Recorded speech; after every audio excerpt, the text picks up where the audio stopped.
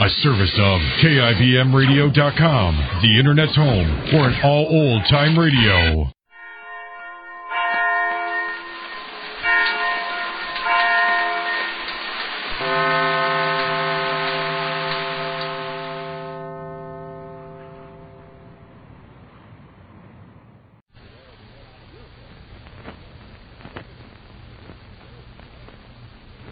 For a wash that's deep clean, sparkling clean, use Deep Cleaning Oxidol. Oxidol is deep cleaning.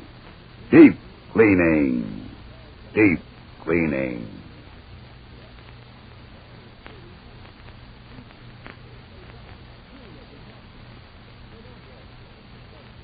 Oxidol's own Ma Perkins.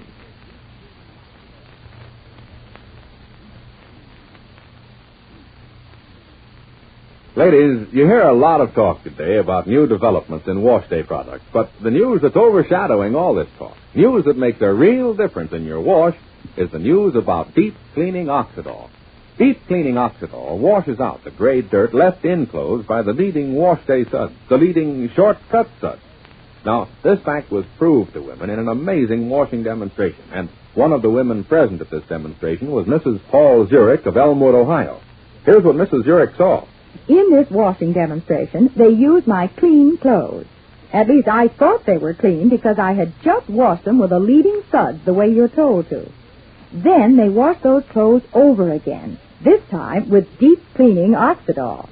You should have seen the dirty wash water come out of those clothes I thought were clean. That dirty wash water showed me Oxidol really can get out the gray dirt left in clothes by those leading shortcut suds. Thanks, Mrs. Zurich. And ladies, here's something we'd like you to do at home. Next wash day, use Deep Cleaning Oxidol to see for yourself how much dirt Oxidol can get out of your clothes. And then, for the most interesting news of all, look at the clothes themselves. When you use Deep Cleaning Oxidol, your clothes look white and bright. And your clothes feel soft and fluffy. Clothes smell sweet, too. Yes, your clothes look clean, feel clean, smell clean, because they are clean with Deep Cleaning Oxidol. Yet, Deep Cleaning Oxidol is truly safe. Deep clean clothes stay brighter, new-looking longer. So don't wash clothes with suds that leave dirt in. Get clothes deep clean, sparkling clean with Deep Cleaning Oxidol. Oxidol is deep cleaning. Deep cleaning. Deep cleaning. Ask your dealer for Oxidol today.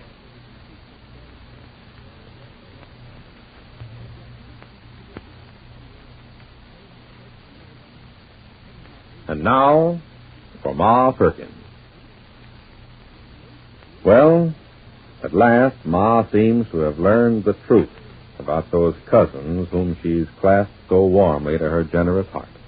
The truth, of course, is that the cousins have continually lied to her, deceived Fay, and swindled Willie. Now, when we left Ma on Friday, Shuffle had just forced the admission from Willie. Yes, Willie had invested his money with Cousin Sylvester. What's Ma going to do now? Well, our scene is still the same. Ma's kitchen.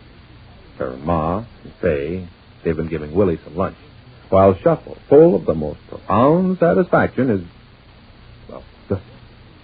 There you are, ladies. You just heard the word from the horse's mouth himself, Willie Fitz. Now, do you still believe in them cousins? Horse's mouth? That's not a very nice thing to say about a fellow, Shuffle. Oh, no offense meant, Willie. I know this must be a big blow to you, Ma. Maybe you too, Fay. But if you got any questions, right now, this minute is the time to ask them. Ask away, Ma. Ask away, Fay. No, I got no questions right at this minute. Anyway, I don't want to answer no questions. I want to finish my lunch. I shouldn't have answered no questions to begin with. Cousin Sylvester made me promise I wouldn't. And now Shuffle's gone and made me break my promise to Cousin Sylvester. If questions are the price of me finishing my lunch, well, then no lunch. I won't finish. Go ahead and finish, Willie. You said that you was hungry, son. Eat. Sure, Willie. You want me to butter you some bread? I'll butter your bread, Willie. Hand me over the butter, Fay. I'm buttering Willie's bread for good old Willie. Willie, do you mind telling me why Sylvester won't let you answer questions? You can tell us that much. Well, I've told you so much already. Yeah, I suppose. For heaven's sake, Shuffle, I don't want a butter sandwich. You got a quarter of a pound of butter on that slice of bread. Excuse me, Willie. My thoughts was all of you, Willie. I just want you to be healthy, Willie, son. Healthy and wealthy and happy and wise. While I'm taking this butter off your slice of bread, you just answer Faye's question. Why Cousin Sylvester swore you to silence about this money he swiped from you? Swiped? Sylvester didn't swipe it. Me and Evie gave it to him. Really, not even to him. Sylvester only handled the deal. You gave him the money, Willie, and Sylvester says he passed it on to somebody else. But what did you get back for your money? Shuffle, will you stop playing with that piece of bread and let me finish my lunch? I got back 1,000 shares in the Little Giant. I told you. The Little The Little Giant? The Little Giant Mining Company, a very good mining company. Adams. Adam? What's the matter? Don't you people keep up with the news? These days, they got energy inside them atoms for submarines and bombs and all that kind of stuff. Yes, Willie. They got to get them atoms someplace. They come from inside the ground, a certain kind of material. Wait a minute, what is it again? Yeah, uranium. That's the best kind of atoms, the ones that come from uranium. And you went and bought yourself a bushel of atoms, Willie? Shuffle, if you're going to be so stupid about the latest stuff in science, well, there's no talking. Here it is in an eggshell. Now listen. Oh, brother, this is going to be great. Yeah, Willie, go ahead. It's very simple. Cousin Sylvester's friend knew about this mining company out west, the Little Giant Mining Company. Some friend of his named... Now listen, nobody's supposed to breathe a word of this. Sylvester made it very plain. The deal is secret. Yeah, I'll bet it's secret. So Sylvester had this friend out west who's got this uranium mine. And you bought shares in the mine, you and Evie. You took your life savings out of the bank and bought stock in the mine. Is that it, Willie? Well, then if you know, why are you asking? Okay, so you know, and now there's nothing more to talk about. Incidentally, this is very delicious, Ma. Say, I guess I was very hungry. Thank you very much. Oh, God bless you, Willie. It's a pleasure. Willie, why did Cousin Sylvester tell you not to tell anybody? Because it's a secret, Faye. I don't know that I can explain it to you the way Sylvester explains it to me, but it's something to do with timing. I bought the stock for $2 a share, see? I put up $2,000 and I got 1,000 shares. And when the stock goes to $5,000, we're going to sell. That's a $3,000 profit. Yes, sir, which in my condition I can certainly use. Anyway, we don't want a lot of strangers rushing in and spoiling stuff, do we? Now, say that part of it again, Willie. Here, wait a minute. You want me to butter you some more bread? No, I don't want you to butter me no more bread. You butter bread in such a way it's like the butter fell in a tub of lard. Willie. What? Willie, son, you don't have to answer this if you got a mind not to, but I just don't understand what you said. Sylvester told you to keep this a secret. But why? You know, Willie, if a lot of people want the stock in that mining company, that's when the price goes up. There's no reason to keep it a secret if you're trying to drive the price up. Well, like I said, I don't understand it too good myself, but Sylvester was very insistent on that point. Evie and me shouldn't tell nobody. Of course, right now, that stock's just about my only hope. Unless I get a job pretty darn soon. You took everything out of the bank for this investment, Willie? Well, it wasn't so much, Ma. But what good was it doing us in the bank at 1.5% interest? Evie and me need money. Huh? Well, did I say something wrong? Why are you all looking at me so peculiar? So at the same time that you quit at the lumber yard, gave up your job, you took your life savings and... All right, Willie. Well, that's what I said. That's why I need the profits. Willie, let me ask you just one teeny-weeny question more. Did you get a receipt from Cousin Sylvester? Did you get any kind of a piece of paper? Did I get a piece of paper? You think I'm a child who was born yesterday? I got something better. I got the stock certificates. I ain't got them with me right now. I gave them to Augustus Pendleton to keep in the safe at the bank, and Hey, by golly, I forgot to give the certificates to Augustus. I got them right with me this very minute. I'll show you. Did I get a piece of paper? Honest to goodness, Shuffle, sometimes you can be so insulting. It's a wonder we're still friends. Oh, now, if I insulted your intelligence, Willie, without due cause, well, I apologize from now until breakfast time. Got certificates. You look at them, Ma. I can look at them over your shoulder. All right. But don't handle them, Shuffle. You probably got butter all over your fingers.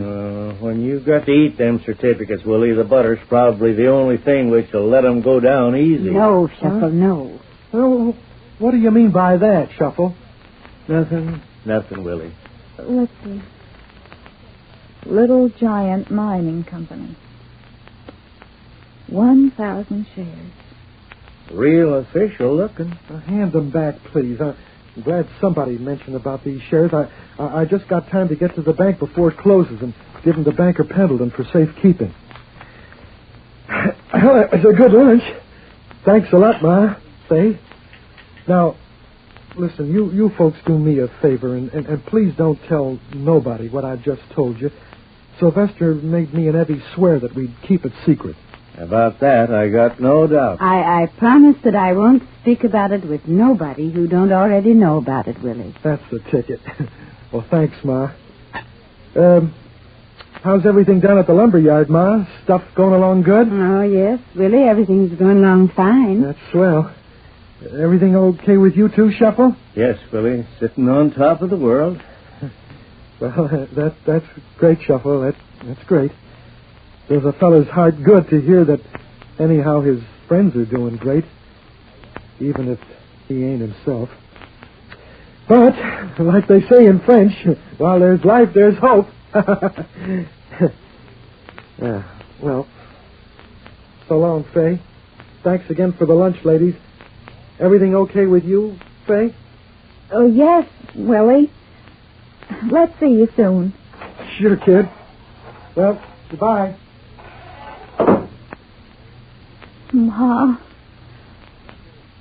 Ma, do you think what I think? Well, there's just no doubt about it. Sylvester has swindled Willie's money. Willie's life savings. I don't know if I should bust into tears for Willie or take a gun to the cousins. Ma Perkins, you ain't hardly said a word. But you're going to do something, ain't you, Ma?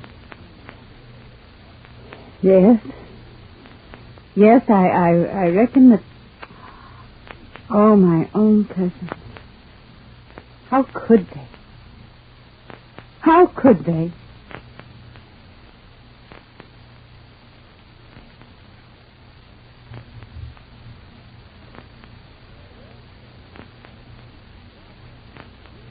Ladies, there's just one reason why you wash clothes. You want them clean. And that's why today's news about deep cleaning Oxidol is so important to you. Deep cleaning Oxidol washes out the grimy dirt in clothes and gets your clothes sparkling clean. When you wash clothes with Oxidol, you can see they're sparkling white and bright. You can feel your clothes are soft and fluffy. You can smell they're sweet, too. Yes, clothes look clean, feel clean, smell clean, because they are clean with deep cleaning Oxidol. So for a wash that's deep clean, sparkling clean, get deep cleaning Oxidol at your dealers now in the same familiar Oxidol package.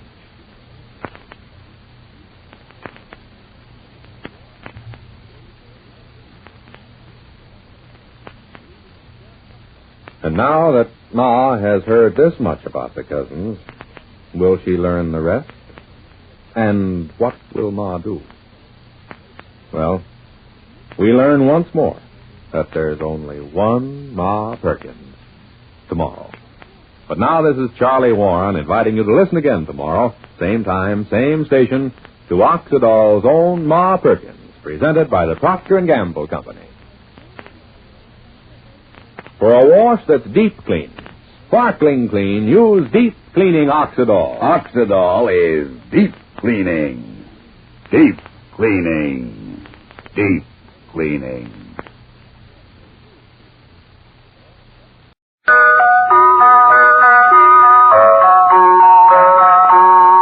Pepsi-Cola, P-E-P-S-I. That's your smartest cola buy.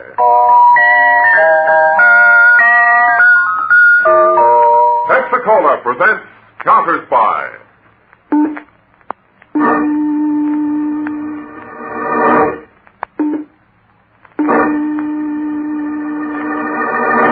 Washington calling David Harding, Counterspy. Washington calling David Harding, Counterspy. Harding, Counterspy, calling Washington.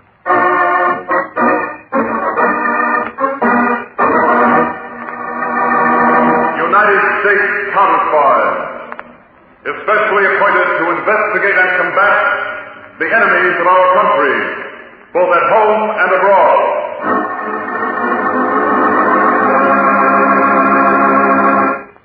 Tonight, the case of the Society Swindlers. Another Counterspy report to the American people. Brought to you each Tuesday and Thursday by Pepsi-Cola. Pepsi-Cola, hit the spot. 2 full glasses, that's a lot. That's right, you heard what they said. 2 full glasses of sparkling Pepsi from one big 12-ounce bottle. You're getting an extra glassful. And what a delicious glassful. The most refreshing, delightful cola that ever tickled your taste. You can't top Pepsi's tangy flavor. And that big bottle saves you money, goes twice as far. Pepsi's America's big favorite. And America's biggest cola value. So why take less when Pepsi is best? Whenever you reach for refreshment, remember, why take less when Pepsi is best? And now, to Counterspy.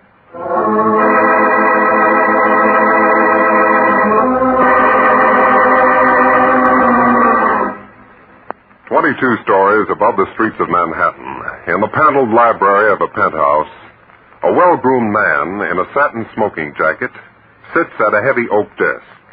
His eyes are fixed impatiently on the sweep second hand of his unique alarm wristwatch as a dark-haired woman reads from a list. General and Mrs. Ralph C. Maxton, Dr. and Mrs. Charles Nestor, Commissioner and Mrs. Stephen W. Otis. Oh, by the way, Alfred, Mr. Otis has just been elected chairman of the board of General Oil. I know all about Otis. Please continue, Carla. Mr. and Mrs. George R. Pace, Ambassador and Mrs. Victor Pagano, Mr. and Mrs. Lance. That'll be all, Carla. But, Alfred, I haven't finished the list. You heard my alarm watch. Time is up. 3.5 minutes. You're a strange man, Alfred. Time is money, Carla. About that list. See to it that the guests appear at Mrs. Grayson's party for the World Refugee Fund. With my name on the invitation as co-hostess, no one will dare refuse to appear. They're all deadly afraid of what I may write in my weekly column. One unkind word from Countess Carlo Maroni, and they're in hot water. That title pays you real dividends, doesn't it? Thanks to your cleverness in organizing the World Refugee Fund. Ah, dear, sweet charity. What a blessing to mankind. Mr. Batson. What is it, Zero? Paulson's here. He's 20 seconds late, Zero. Yeah, I know, boss. I kept him out in the hall, like you said. Let's see. It's 2 minutes to 8. 1 minute and 30 seconds. That's enough time to give Paulson. Alfred, you'll be back? In 1 minute and 45 seconds. All right, Zero. And down the hall.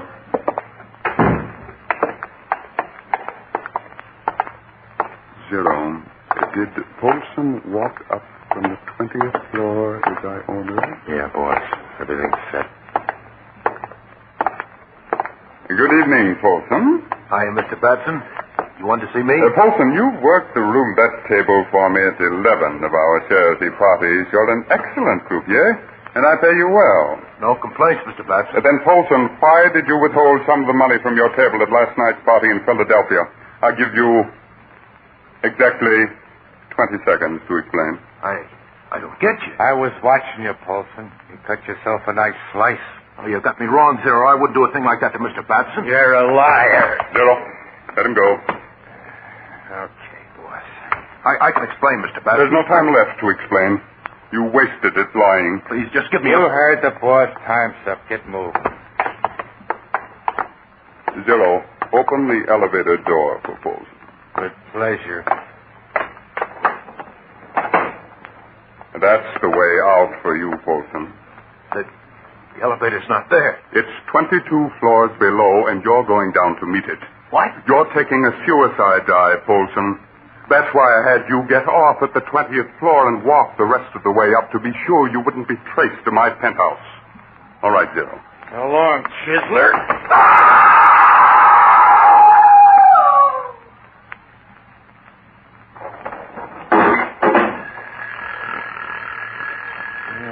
Minute and 30 seconds on the nose for Polson. You timed it just right, Mr. Babson. Of course, Zero. That's the way to treat time. Exactly right.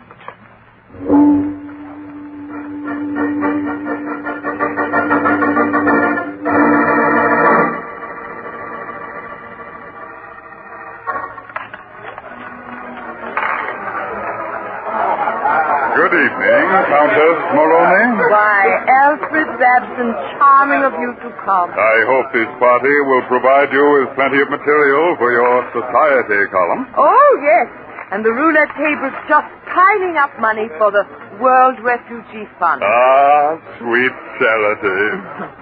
I got your signal, Alfred. Anything wrong? Come into the study, Carla. Have a minute and a half for you.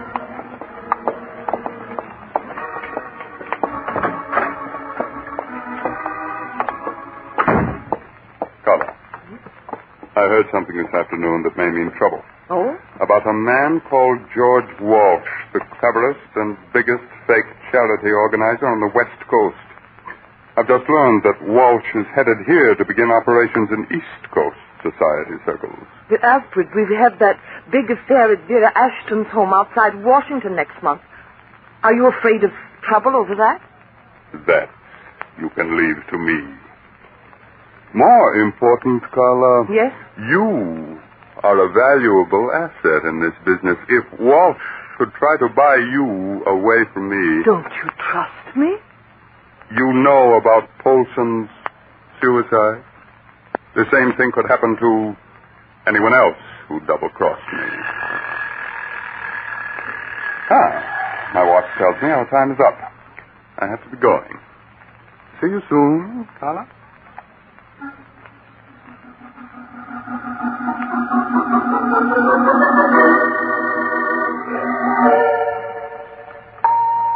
To David Harding, Chief, United States Counterspies, Washington.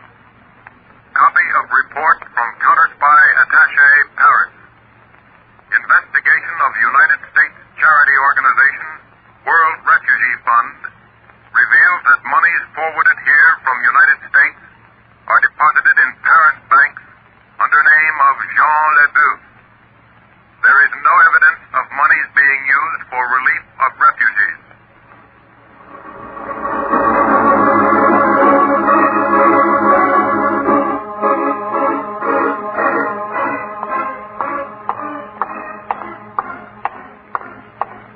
I beg your pardon, madam. Is there any way I can help you?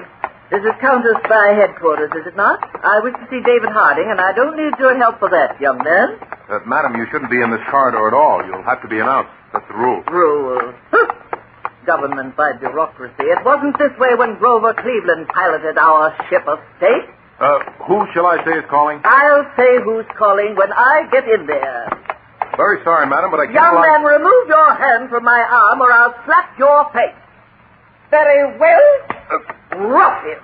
An organization of ruffians. So there you are, David Harding. Well, Vera Ashton, for a moment I thought a tornado hit the building. We have an appointment, I think, David. Vera, you haven't changed a bit. Now sit down and cool off that temper of yours. David, I have a good mind to send a letter to the president about the way you run this office, and I would. If I didn't love you so darn much. You're a sweetheart. Oh, you're not fooling me with that sugar talk, David. Why did you ask me to come and see you? Vera, I see by the columns that you're giving a charity party next week out at your place in Chevy Chase. It'll make every other affair this season look sick. Countess Carla Maroney is my co-hostess. And the proceeds are to go to the World Refugee Fund. Now, Vera, as a favor to me, I want you to switch your sponsorship to another charity instead of World Refugee. David, are you mad? Why, Countess Maroney is making all arrangements. Her name on the invitation is a guarantee of success. My agents, Vera, have been investigating all organizations sending money overseas for relief. Most of them are worthy groups, but we've uncovered a few exceptions. The World Refugee Fund is one of them. Ridiculous. Here's a cable report from our attaché in Paris. The World Refugee Fund is a phony front for a charity racket. Countess Maroney should be told about this. Our records show that every charity party sponsored for World Refugee was arranged by her. You mean then she should be arrested? Oh, no. Just now, she's of much more value to us on the loose. Now, I'm interested in getting at the big brains behind this sleazy racket, and I've already started a trick to smoke him out. You want to help? David Hardy, that's the silliest question you ever asked. Then I'll let you in on a secret. A big West Coast charity racketeer, George Walsh, is coming east to operate in society circles. His assistant, a fellow named Ralph Harrison, will be with him. And he's going to call on you, Vera. Good heavens. Oh, David, is this another of your techniques? Still can't fool you, can I? But seriously, Vera, I hope to trap that unknown racketeer behind Countess Maroney. And there's nothing like the assumed threat of gangland claim jumping to bring an unknown criminal out into the light. But, David, what has a fight between criminals to do with me? Vera, I'm making your charity party next week the battleground.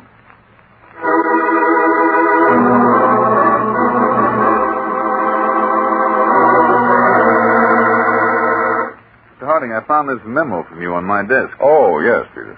Mr. Ralph Harrison has the 5 o'clock appointment tomorrow in the solarium of Mrs. Vera Ashton's home. What's it supposed to mean? Just what it says. You will keep that appointment as scheduled, Mr. Harrison.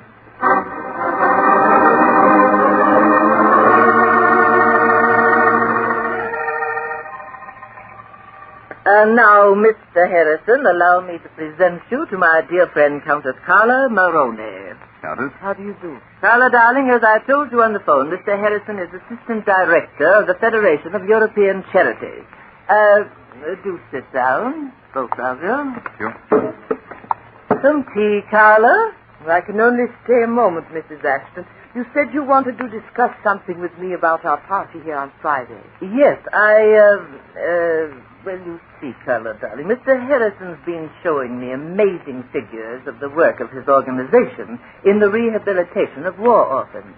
And he has convinced me that the proceeds of our party should go to his group instead of... Mrs. Ashton, our party was arranged for the World Refugee Fund. Besides, the invitations are all out with my name on them. Well, I'm sure the Countess won't mind lending her name to another worthy cause. I certainly do mind. Mrs. Ashton, unless you go through with our original plan, I'll have a great deal to say about it in my newspaper column. Good afternoon. Just a minute, Countess. May I use your car? Excuse us, Mrs. Ashton? Certainly. This way, Countess.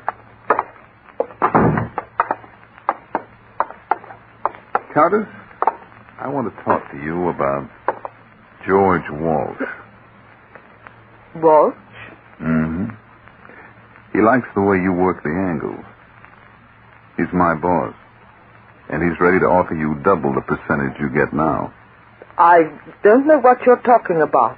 Countess, we know you're in the racket. Racket? What impudence? I'm at the Crescent Hotel, Countess. You can call me when you decide to accept Mr. Walsh's offer.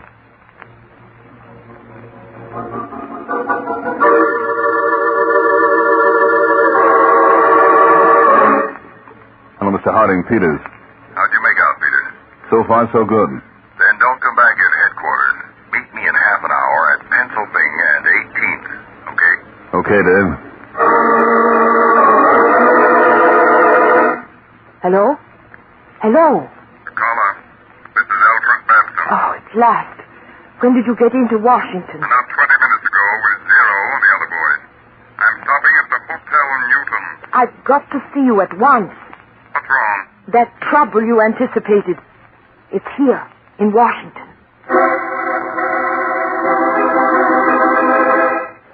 Hey, mister, got a light? Yeah, here you are. Car in the corner, Peters. Mr. Harding's waiting for you.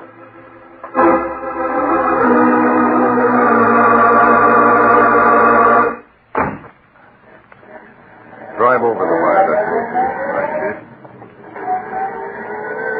Now, Peter, the New York field office has just come up with some interesting information. It may be the tie-in we're looking for. Shoot. 3 weeks ago, a man named Steve Polson was killed when he fell or jumped down an apartment house elevator shaft. It turns out that Polson was a croupier at the charity parties for the World Refugee Fund. Any evidence of murder? No, but the penthouse of that apartment building is leased by an Alfred C. Babson. Any dope on him, Dave? No, Babson's a society playboy, and a checkup shows he's been an invited guest to all the parties. And he's right here in Washington. Arrived less than an hour ago. Harding, car 1, go ahead. J12 reporting, Mr. Harding. Countess Maroney just went into room 907 at the Hotel Newton. Register shows room occupied by Alfred C. Babson. Thanks. Peters, get back to your room at the Crescent. Now, if Countess Maroney's with Babson now, I think you can expect a phone call from her very shortly. I'll be most interested to know her proposition.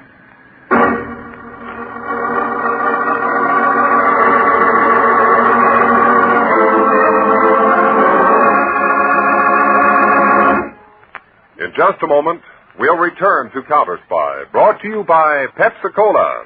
Pepsi-Cola hits the spot. Truthful glasses, that's a lot. Lot more value, lot more zest. Why take less when Pepsi's best? More and more, among fellows and girls, among mothers and dads, you hear that sane and sensible question, why take less when Pepsi is best? No budget, no allowance, ever had a better friend than tangy, sparkling Pepsi-Cola. Because one big 12-ounce Pepsi bottle gives you 2 delicious drinks. That's twice as much tangy taste, twice as much delicious Pepsi to go just twice as far. That's why more and more families say, why take less when Pepsi is best? Yes, families like yours and mine. Families all over America. They're all saying, why take less when Pepsi is best? Pepsi-Cola hits the spot. Tastes terrific when you're hot. More and better than the rest. Why take less when Pepsi's best? Today, tomorrow, always. Get America's biggest cola value. Take home a carton of 6 big Pepsi bottles. Insist on Pepsi at the store. And say Pepsi at the fountain. Say Pepsi at the stand. Say Pepsi. Whenever you reach for refreshment, remember. Why take less when Pepsi's best? And now, back to Counterspy. In a Washington hotel room, charity racketeer Alfred Babson and Countess Carla Maroney are discussing George Walsh's offer. See, Carla, Walsh's offer is double whatever I'm giving you. Alfred, I told you I can be trusted. Boss, we better pull out of this caper. Yes, Cyril? Why? Now, we heard Walsh is a tough customer with a mob of gorillas. Maybe, but I'm not letting this plum fall off of my hands into his lap. Carla, the first step is for you to call this man Harrison and arrange a meeting right away. You take him for a drive across the river.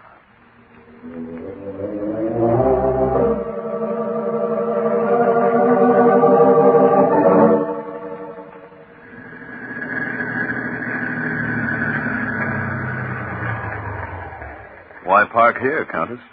I want to talk to you alone, Mr. Harrison, about the offer you made me on behalf of Mr. Walsh. You ready to switch over to the smart money? I've been thinking about it seriously. Can I tell Mr. Walsh it's all set? Yeah, you can tell Walsh it's all set. Hello, stranger. Okay, Countess, go take a walk. Yes. All right, Zero. Nice dame, the Countess. Look, Harrison, my boss has a proposition for your Mr. Walsh. And what's the gun for? Just to make sure you listen. Now, my boss figures there's plenty for 2 outfits in this territory. If Sure, Mr. Walsh wants to play nice, okay. If he don't, then there's a lot of shooting. And that means the law. And none of us make sense. And it's a deal? I'll have to talk to Mr. Walsh. What's his cut? He and my boss can talk that over. Where and when? You bring Walsh to the Ashton Dames' big party tomorrow night. My boss will be out on the terrace. There'll be a white carnation in his buttonhole so you can spot him. A white carnation? You two show out on the terrace at 11, on the nose. Do you think Walsh will go for a setup like that? Mrs. Ashton's party at 11. Chief meets your boss. Yeah, Zero. I guarantee you my boss will go for a setup like that.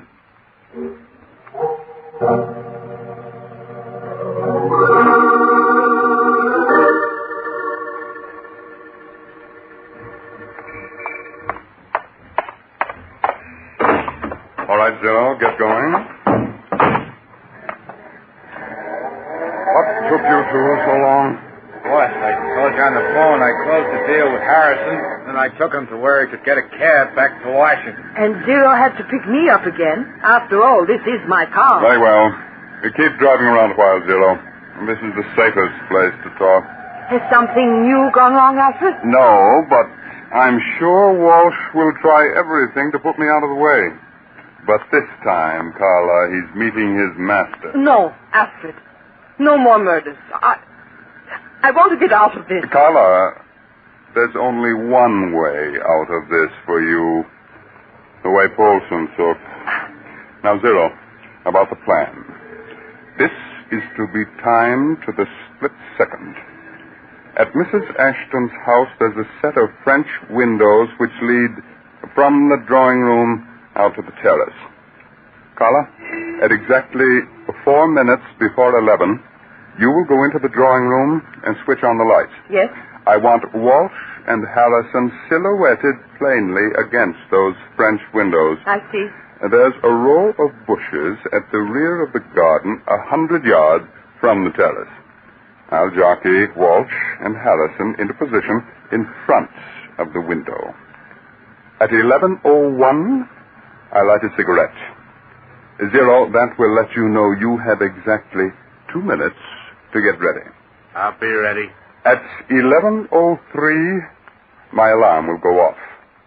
You won't hear it, Zero, so keep your eyes on your own watch. At 11:03, you fire with the telescopic sight. 1 shot for Walsh, 1 for Harrison. And remember, both of you, timing is everything.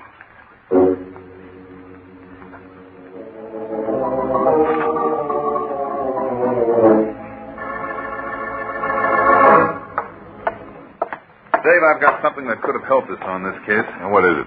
Well, I took out specifications for a miniature camera to one of the best manufacturers in the country. Told him the camera was to be used as standard equipment for all counterspies. Their production engineer gulped a couple of times and put our camera on a priority basis. Oh? Well, here's a dummy model. Hey, Peters. This certainly is a honey. Mm-hmm. Simple to operate, sturdily built, and films can be bought anywhere. The manufacturer really did himself proud. He's even going to use a faster lens, for one thing, and the camera will be lighter in weight. Oh? When can we get these in quantity? I'll phone him you're okay. He'll start deliveries right away. Do it. It's too bad we couldn't use one of these cameras tonight on this Babson case, Chief. It'd be just the thing. Yep, I'm sorry, Peter. But make your phone call and let's go. We've got a bit of a ride out to Mrs. Ashton's house in Chevy Chase.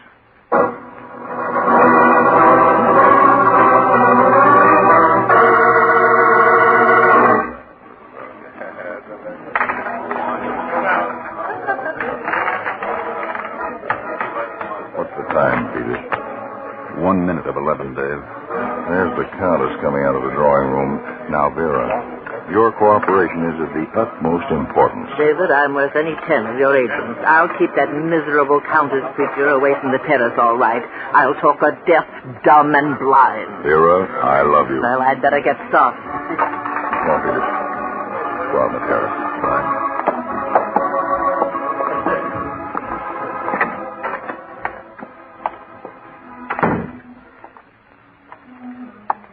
Down there. man. Oh, white carnation in his lip now. Pardon me. No? You have the time? Why, yes. Just 11. We're on the nose, as Zero said you wanted it. You, Harrison? That's right. This is my boss, George Walsh. Walsh, it's a pleasure. My name's Alfred Babson. Babson, the pleasure's all mine. Chief's been looking forward to this meeting, Mr. Babson. Yes. And now, Babson, I'm sure I'm going to get just what I came for. Walsh, haven't I seen you someplace before? I've been seen a lot of places before. Cigarette, Walsh? No, thank you. Harrison? Thanks. Lion? Mm-hmm.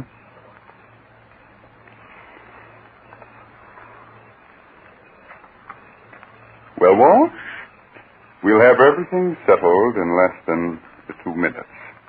We both know what we want, and I'm a stickler for time. I noticed that wristwatch of yours, Babson. An alarm on it. Nice gadget. No, thank you. I had it made especially. Now, Walsh, let's hear your plan. Okay, Babson. Here's my plan. Don't try to get out of it, Babson. My arm. The more you struggle, the more it'll hurt. Oh. That's a hammer hold the chief's got on you, Babson. Keep it up and you'll have a broken arm.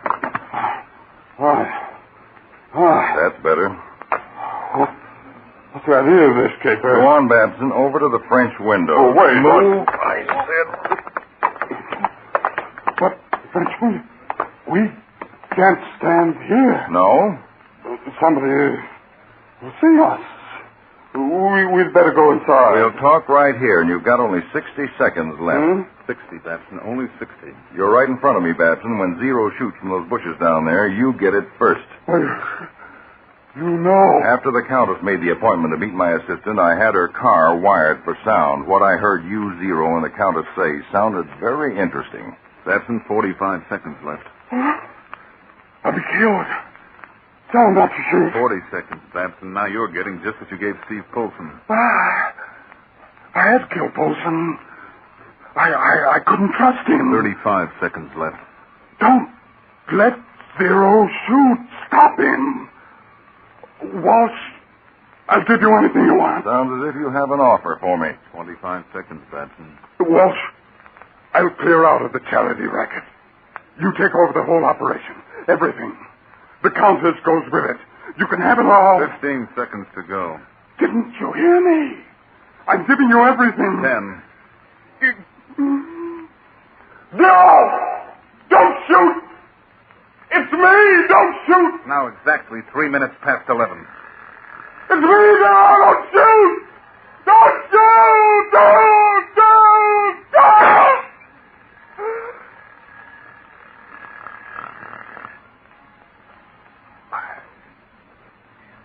I wasn't shot. No. But that shot... Fired by one of my men as a signal, let me know that everything down there was under control. But Zero... We got Zero. And with your confession, Babson, the government closes this case. Government? Babson, while your mouth is open in that stupid gate, keep it that way. Mr. George Walsh here is David Harding, chief of the Counterspy. That's right, Babson, and I can guarantee you personally, when the time arrives for your trial, the jury isn't going to show you any charity.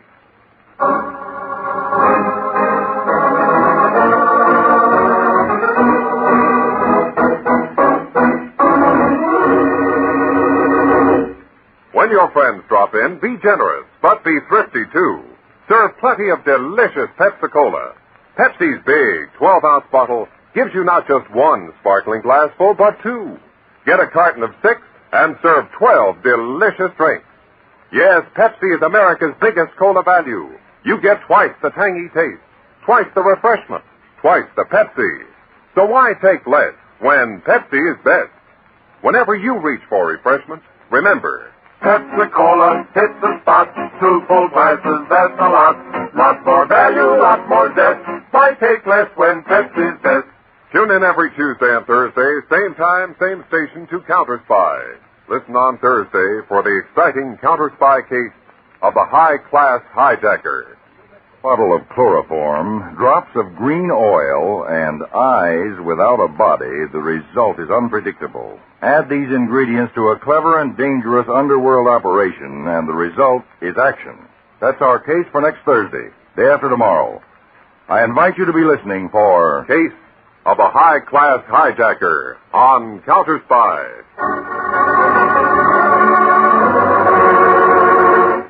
Tonight's Counterspy program originated in New York, was directed by Leonard L. Bass, dramatized by Edward J. Adamson, and featured Don McLaughlin and Mandel Kramer, with music by Jesse Crawford. Counterspy is a Phillips H. Lord production for Pepsi-Cola. Enjoy some Pepsi, ice cold tonight. When it started, it was simple, just a lawsuit for damages. But before it was over, it was far from simple, and the damages were murder. All because of a red-headed woman, a ghostwriter with ambition, and a match that burned with a bright green flame. From the pen of Raymond Chandler, outstanding author of crime fiction, comes his most famous character as CBS presents The Adventures of Philip Marlowe.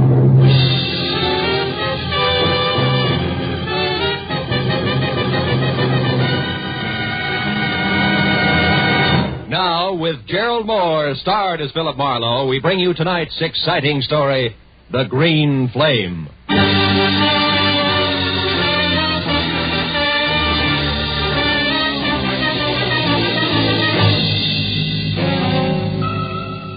It had been the kind of early start, late finish, crowded in between day that had made breakfast coffee, lunch a ham sandwich on the run, and dinner nothing.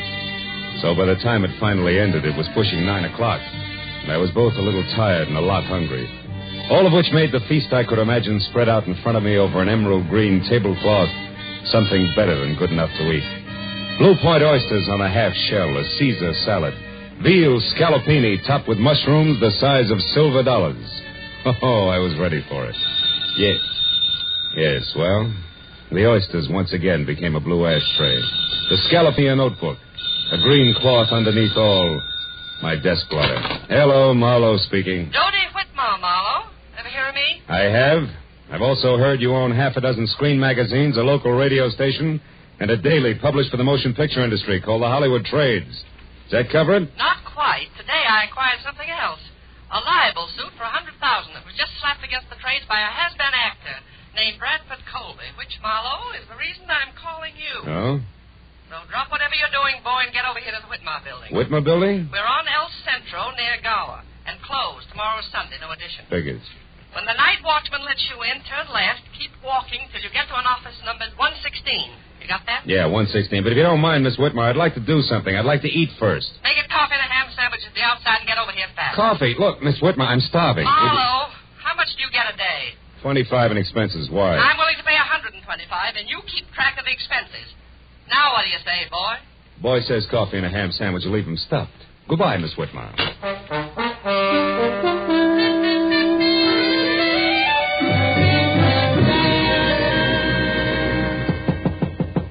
Come in, Marlowe. Sit down over here, and if you smoke cigars, don't. I can't stand them. Drink? No, thanks. Marlowe, our A1 gossip columnist, Stanley McGrath, had this to say in today's edition of The Trade. Mm-hmm. The sometimes actor Bradford Colby won't call it quits. When refused a part by an independent producer who's short on funds, Colby offered to hawk all and come up with $20,000 if the producer would change his mind. The producer wouldn't. End of quote. And beginning of noise from Colby, huh? Yes, a clamor that we can only silence by proving that McGrath, what he said, is true. Which shouldn't be impossible because Max was a thorough man and never heard of the word rumor. Wait a minute. What do you mean was a thorough man? He died of a stroke, Marlowe, at 5 this morning en route to the hospital, age 61. His column, as usual, arrived here yesterday afternoon in the mail. He always wrote from his home, which is a junk-filled cracker box upon North Brompton. Now you're being sued by Colby for damages, huh? The late Mr. McGrath isn't around to prove what he said is true. You catch. And being very unpopular with producers myself these past 30 years, Marlowe, I have no chance of any help from the one who actually turned Colby down for that part, whoever he is. All of which makes my job what? Precisely this. Find Mac's source of information. Come in, Larry. Larry North, Marlowe. My editor and anybody's Napoleon. Larry, meet Mr. Marlowe. How do you do? How do you... Doty, I've just found out that old Mac's only legman, a queer duck named Leonard Phipps, left town sometime yesterday for San Diego. May or may not be back by now. Where's Marlowe going to start? Well, I figured... At old Mac's place. Larry and I have already checked there, Marlowe. 8312 North Bronson. Maybe you'll grab onto something that we overlooked. Here's the key. Thanks. Mac lived alone. Don't get wrapped up in his notes. They're gibberish. And remember, my lawyers are sure that we'll lose this case if we can't prove what Mac said was the truth. Well, yeah, Call as soon as you get a lead, and if I'm out, Larry will be in his office next door. And, Marlowe, don't waste any time. There's a lot at stake, boy.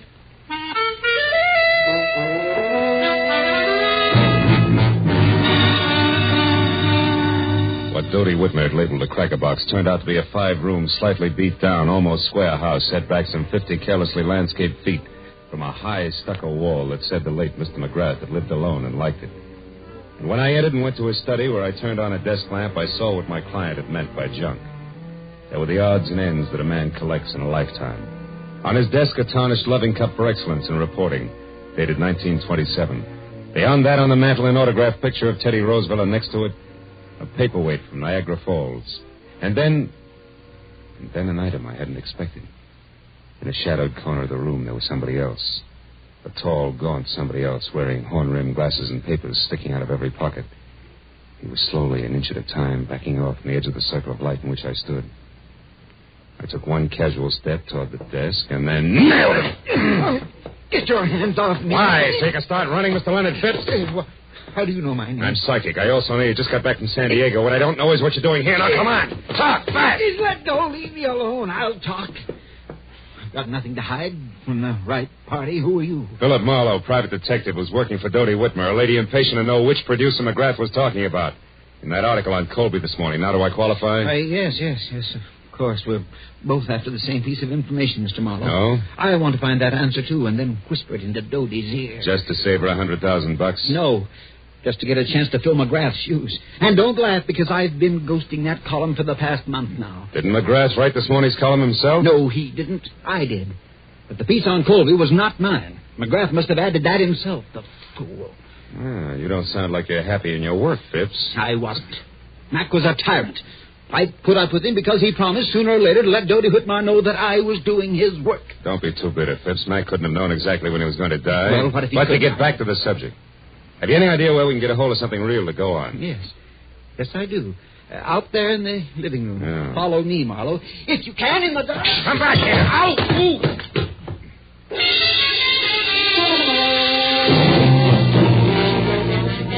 By the time I got to my feet, Phipps was gone. I found another lamp in the dark, turned it on, and started for the telephone. But then I stopped. In the center of the floor, where it must have fallen when the leg man made his wild break, was a wrinkled piece of paper.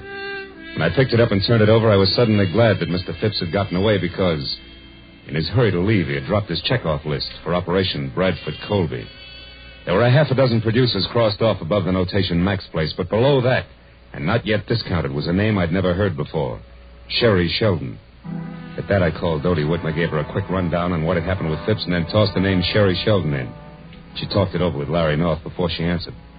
But when she did, I knew that finally we were all getting someplace. Marlowe, this is good. Larry tells me that Sherry Sheldon is the ex-Mrs. Bradford Colby. Oh? And better than that, a redhead with temperament to match. That kind will talk. Mm-hmm. Any idea where this item lives? Yes, a bungalow on Cherimoya, 5800. 5800, huh? Larry says it's a quiet, dead-end street, but not to let that throw you. Because from what he's heard about the lady herself, she's very much alive.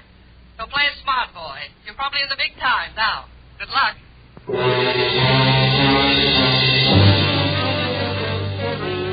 It's only a furlong past the bungalow on Cherimoya, so when I pulled up and parked away from number 5800, I was still wondering exactly what play it smart boy meant. And the lady in question was known far and wide as a shock of red hair capping so much dynamite. But a minute later, as I walked toward the house, I labeled that thought introspection, dismissed it, and concentrated instead on an acre of tweed jacket that was unfolding out of a long, honey-colored sedan, parked a little ahead of me. When it straightened up to something over 6.5 feet, slammed the car door shut, and stomped inch-thick soled brogans off in a king-sized huff, I knew that this was an angry man. And in the next second, I knew that it and the thespian Bradford Colby were one and the same. When Colby got to Sherry's doorbell and jabbed at it impatiently for attention, I ducked below a hedge nearby. The door opened and then slammed shut again. I left the hedge in favor of an on-the-bias palm tree that bowed toward Milady's chamber, where I could both see and hear what had to be an exciting reunion. You said that you knew something that couldn't fail to intrigue me on this of all days.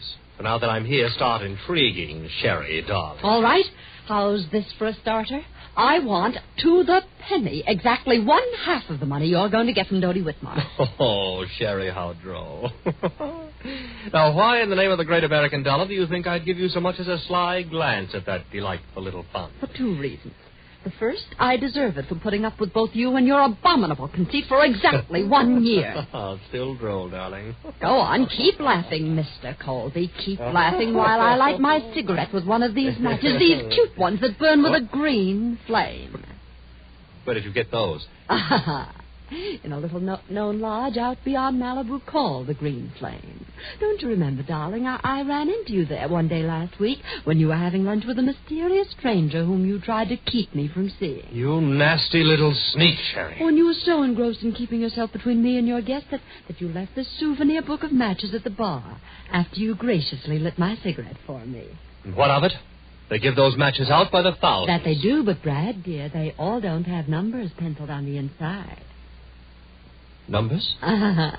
What numbers are you talking about? Now who's being droll? What are you getting at, Sherry? This.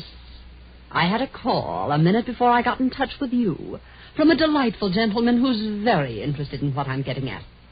So here, take your stupid book of matches and get out. No. I don't need them anymore. No, wait, Sherry, now please. Brad, I am going to have exactly 1/2 of that easy money that's coming your way. And after the gentleman I mentioned and I get together, I may want more. So don't say anything you'll be sorry for later on. Oh, Just Sherry. get out now. And don't come back until I send for you. Dear Brad. It was the better part of a minute before Colby, the actor, quit running the gamut of theatrical expressions indexed down to hate, and Colby, the man, stopped biting down hard on his lower lip. Then, without another word, he slammed out of his apartment, ran to his car, and started off. I waited long enough for steam in the room to condense, and then I walked to the front door and rang the bell delicately, the way I imagined a delightful gentleman like Mr. Leonard Phipps might. Yes? Can I help you? I think so, Miss Sheldon. It's only a matter of a simple question. Did you give that Brad Colby story to McGrath yesterday? Wait a minute. Who are you? Why, Leonard Phipps, of course. I talked to you on the phone, remember? Oh, yes. It was only half an hour ago, Mr. Phipps, and yet in those 30 minutes, it's surprising how your voice has gone from tenor right down to bass. Good night. Not so fast, baby. It's out on my shoe shine. All right. Come in. I'll tell you what you want to know. I did give that story to McGrath. I did it for revenge. I hate Colby. And when your revenge boomeranged and the X came out 100,000 ahead of you, you decided to cut back in. Is that it? Yeah, Wait a minute. You've been listening. How else would you know all this about Brad and me? Same way I know you're a liar about giving McGrath that story. Your in, honey, is strictly something different, like a book of matches that burn with a green flame, an accidental meeting at the lodge of the same name. Let's take it from there. Huh? Yes, why don't you? Right outside, where both you and it belong. Good night, mister. Marlowe, Philip Marlowe, Sherry. But tell me, why the hurry? Anxious to powder your nose before Mr. Phipps arrives? Frankly, Philip, I'm anxious to do just about anything that doesn't involve talking to... What is it? Somebody's hit. Come on. He's over there near the curb. The car didn't stop, Marlowe. No, and that scream sounded pretty bad. Oh, he's dead, isn't he, Marlowe? Yeah. That can mean only one thing to you, baby. To me? Why, who is it? Your late date, Sherry. One Mr. Leonard Phipps.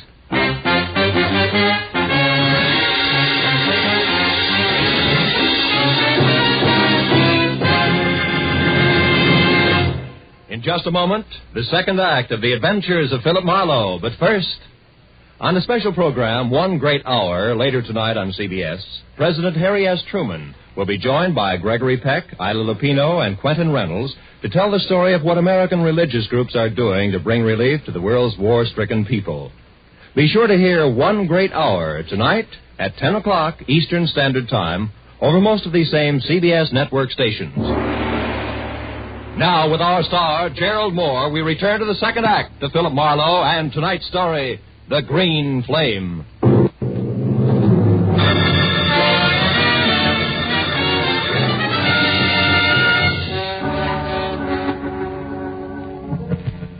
haired, sophisticated eyes stared down at what seconds ago had been Leonard Phipps. The sound of the powerful car that had slammed the life out of him whirred into silence far down the street. All that was left of Stanley McGrath's overambitious leg man was a twisted, broken scarecrow, sprawled over the curb and half up on the sidewalk. It wasn't pretty. And the sight of it cracked Sherry's self-assurance like a rock through a window pane. When she stopped pressing the knuckles of one hand against her mouth and looked at me, she was scared. Clear through. Marlowe, this horrible thing, it was an accident, wasn't it? Oh, sure. About as accidental as if they'd use a sledgehammer on him. Oh, yes. I only wish it was an accident because you're next in line and you know it. Remember, he was on his way to see you when this happened to him. I don't know what you mean. I mean, it's a high-priced game, baby, and they're playing for keeps. So you better level with me and fast. What's so important about those green matches? I don't know. You're a liar.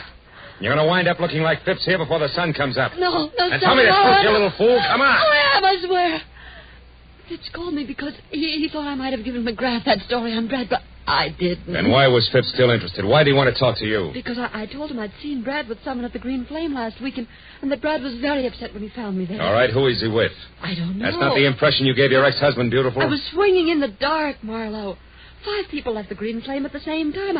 I couldn't tell which one had been with Brad, but I'd know them if I saw them again, and Phipps thought that together we could figure out who it was. Go on. What about the numbers in that book of green matches? What were they? 811. 811? Inside, yes. What does that fit, a hotel room? Well, I don't know that either. You mean it was just another swing in the dark? Yes, but it connected, Marlowe. It scared him when I mentioned it, so it must be important. Yeah? Take another look at Phipps, baby. See how important it is. Now try again, real hard. Remember what 811 means. Marlowe, I just don't know. Please believe me. Maybe you're just thick. Maybe you got too much nerve, but I'll tell you one thing, Sherry. I wouldn't be in your spot for 10 times $100,000 because I don't think you're going to live until morning. Oh, I didn't think that Brad would go this far. What I've told you is the truth. Wait a minute. Shut up. Somebody's coming. It might be Bradford. Now you get out of here. Well, I don't have my car. Take mine, that coupe. Here are the keys. Go down to the office of the Hollywood Trades. He won't show his face around there. Find Larry North or Doty. Well, all right, but what about you? Go on, will you? Beat it. I stepped into the shadows of the trees that bordered the walk and waited. I heard Sherry slam the door on my car and burn $5 worth of rubber off my new Fist tires getting away. A second later, the visitor I was expecting showed up, but it wasn't Brad Colby. It was Larry North. He ran 3 bustling steps out into the street and watched my coupe scoot out of sight. Then he spotted the corpse. His mouth fell open and he tiptoed slowly toward it like he was afraid he might wake it up. When I moved out into the light, he saw me and turned. Marlowe! Do you know about this? Who is it? It's Leonard Phipps. Phipps? McGrath's leg man? Yeah. Driver didn't so much as look back. What a stinking break. Phipps in a hit-and-run accident at a time like this. Look, you jump to your conclusions, North, and I'll jump to mine. Eh? What do you mean? Phipps knew something fishy about that item in McGrath's column. And Sherry Sheldon knew something fishy about Colby. So from where I stand, Colby couldn't afford to let them get together. No accident? That's a daring observation, Marlowe. For $100,000, I know plenty of guys who do a thing like this every day in the week. You can buy a lot of distance with that kind of money. Hey, you're right, of course. What exactly does the Sheldon girl know? Did you find out? Only partly. Bradford's mixed up with someone else on this deal. Sherry doesn't know who, but if we can get the other tie-in, she'll be able to identify that person on sight. Well, did she have anything else? Number 811 in the book of matches. Mean anything? 811? No. Hey, come on, North. Quit staring at him. You're making yourself sick. Let's get out of here. Yes, all right. I guess I better. Bradford Colby must be out of his mind. Maybe. I'll let you know. I'm going to drop in on him now before the cops do and check my theory over with him. Where does he live? Yeah, on Wilcox, a villa in the Midcliff Gardens. Marlowe, I'm going in and talk to Sherry. Maybe I can find out who Colby's working with. She's not here. I sent her down to the paper in my car to stay with you or Doty until things cool off. Yes, but Doty isn't there. She went out for some reason right after you called. There's no one there now but the night watchman. Oh, great. Now, look. Drop me off at Colby's place, and you get down there and find Sherry. She's worth $100,000 to Doty Whitmer, but only if she lives. Now, let's go. While the natty little Napoleon in the elevator scurried off to fetch his car, I ran inside. Put a fast call through to the police and submitted the shortest report on record of a hit-and-run death. By the time I got back, North was waiting at the curb with the door open. I piled in beside him, and 10 minutes later we glided to a stealthy stop on Wilcox at the ivy-covered archway over the Midcliff Garden gate. Neat slices of amber light poured through a big Venetian blind on the window of a villa at the rear of the court, which North identified as Colby's. and in the same breath reminded me that the actor was a strapping 6'6" and a desperate man. He urged me to be careful, and I urged him to hurry, and as he left, I walked toward the big window and saw Bradford inside, slumped deep in the lap of a suede easy chair, doing a solo with a bottle of Paul Masson champagne, and looking about as desperate as a sleepy St. Bernard. I walked around to the front door, decided to try the shock treatment to blast him out of his blasé attitude. Yes, what do you want? Get inside. Go on, move. Take your hands off me. You might have gotten away with that swept-up suit for damages, Colby, but you're not going to get away with murder. You killed Leonard Phipps, didn't you? What are you raving about? Who's Leonard Phipps and who are you? Name's Marlowe, and I'll tell you something, Colby. The only reason I'm not busy knocking your head off at this minute is because I want to hear the whole story right from the top. Now, first, who wrote that item in McGrath's column for you? Are you mad? McGrath wrote it himself, the venomous little creature. He and Dodie Whitmer used that to damage my reputation, and now they're going to pay for it. Oh, stop it. You knocked your reputation into a cocked hat every time you step in front of a camera. Well, your damage suits are phony, and you know it. Now, where's that book of matches with the famous 811 inside? 811? Mm-hmm. Oh, yes. Those that burn with a green flame. Yeah. You've been talking with my imaginative ex-wife, I see. She's burning with quite a green flame herself, isn't she? How that woman hates to see me get ahead. Never mind. Where is it? If you'll allow me, Marlowe, I'll just answer this. Bradford Colby speaking. I see. Yes, I heard. That's right. Well, I'll do my best, darling. At least 10. Goodbye, Helen. Just an old friend, Marlowe. You can let your eyebrow down again. Helen, huh? You know, you always were a lousy actor. I'm getting a little sick of you, Colby. And I've got a hunch I'm due for quite a stall, so start talking, huh? Where's that book of matches? Easy, Marlowe. Take it easy. Here it is. Come on, let's see it. Of course. Here, take a good look. Oh! What a character. Up to your chin in trouble and you make way. Lousy snoop. Oh! Yeah, that does it. Tough guy. You're not leaving, Marlowe. You're staying right here. And just to make sure... Oh, you don't, Colby. Oh! You sucker. Should have loosened your corset. I waded through the chunks of glazed ceramics that Colby had smashed on my head and worked hard to hold back the wave of darkness that kept rising up under me until I made it to the kitchen, where I splashed a few quarts of cold water on my face. Then I went back. Colby was still holding down the hooked rug he landed on, and the book of matches that had started the argument was on the floor beside him. I picked it up and opened it. The number was there inside, written in blue wax pencil. But I thought I'd made a mistake. Until I realized that maybe Sherry Sheldon had made the mistake. When that idea hit me, it brought another one along, and I remembered that Colby had received orders by phone to delay me. Oh, my... Then I knew I'd better hang on to my head and move, but fast. I rolled him over and found the keys to his car. I was halfway out the door when he came to. Stop. Come back. You can't leave here. It's my exit, not yours, ham-bone. Good night.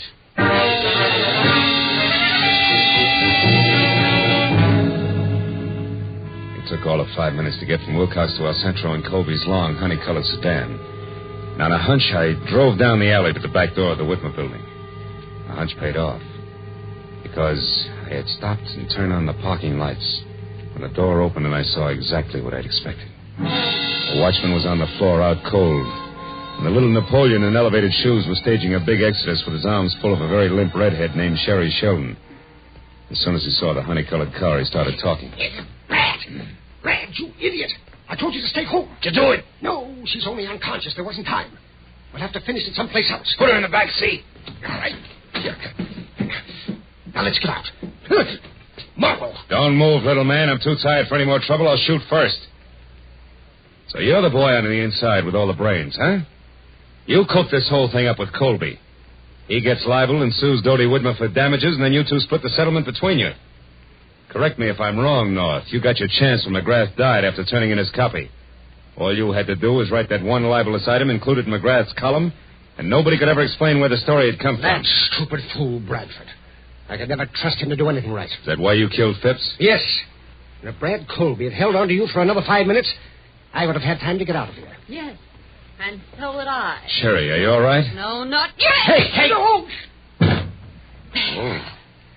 Where he and Brad are going, Marlowe, I'd never get another chance to even the score. Oh, baby.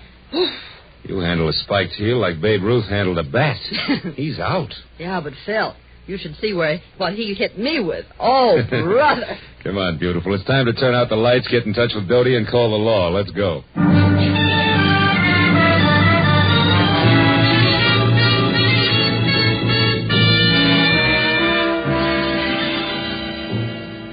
Well, let's go, Sergeant. Yes, Inspector. Thank you, Miss McMahon. Good night. Good night. Well, I'm glad those cops and the cigars are gone. Here, kids, help yourselves. You both look like you need it. This you can say again. How I need it.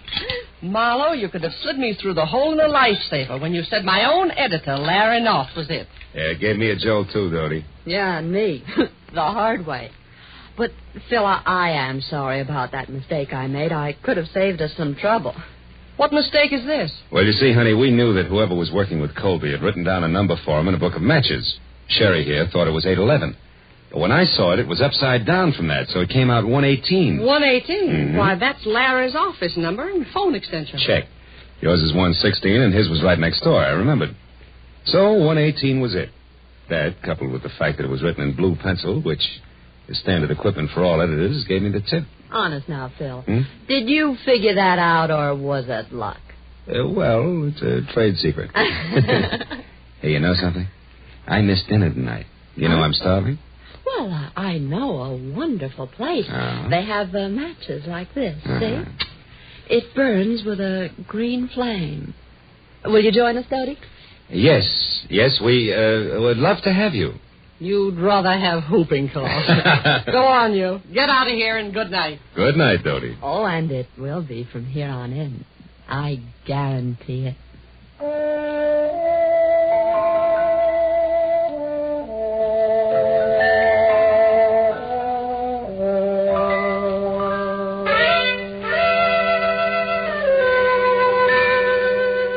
A wonderful supper was waiting for us at the Green Flame restaurant.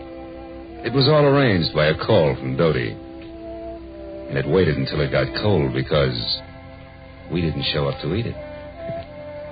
There was something about the moonlight glinting on the ocean, and a certain stillness in the morning air that made food seem somehow unimportant. So when I finally dropped Sherry off at her place on Cherimoya, went home to my apartment on Franklin, it was either very late or very early, depending on the viewpoint.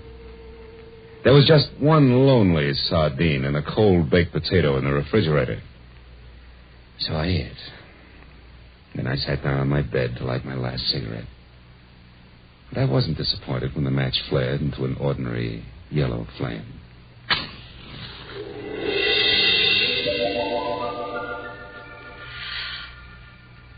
Good night, Phil.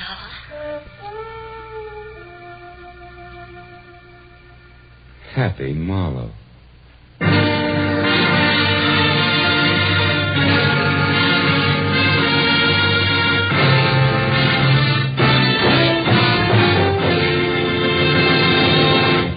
The Adventures of Philip Marlowe, created by Raymond Chandler, star Gerald Moore, and are produced and directed by Norman MacDonald.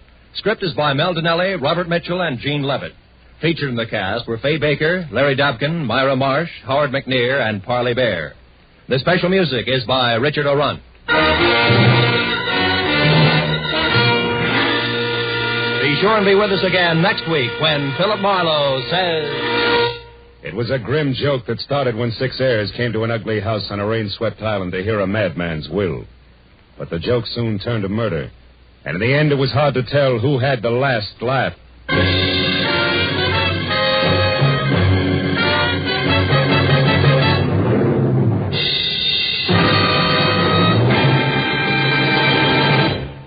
Tomorrow night, Helen Hayes stars in the famous comedy The Farmer Takes a Wife on CBS's Electric Theater. And Eve Arden stars as America's favorite schoolmistress, our Miss Brooks. You'll delight in the expert comedy of these two great feminine stars when the Electric Theater and our Miss Brooks come your way tomorrow night over most of these same CBS network stations. This is Roy Rowan speaking. Now, stay tuned for Gangbusters, which follows immediately over most of these same stations.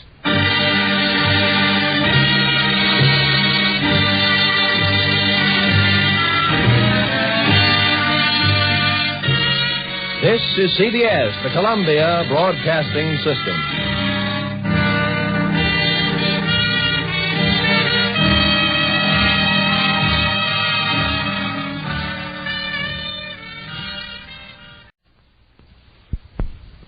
Crime does not pay.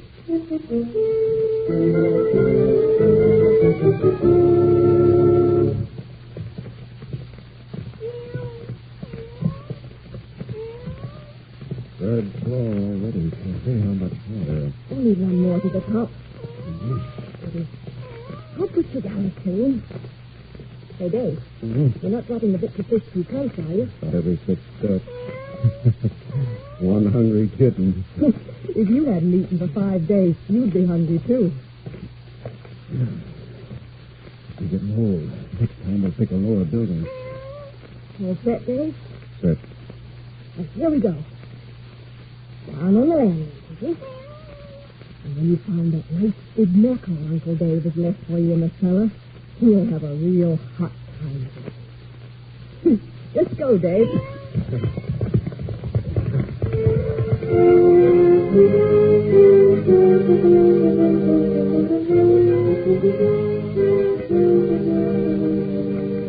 In the interest of good citizenship and law enforcement, we present Crime Does Not Pay, based on the famous Metro-Goldwyn-Mayer series of short subjects. In just a moment, you will hear The Lady Loves Kittens, starring Anna Lee.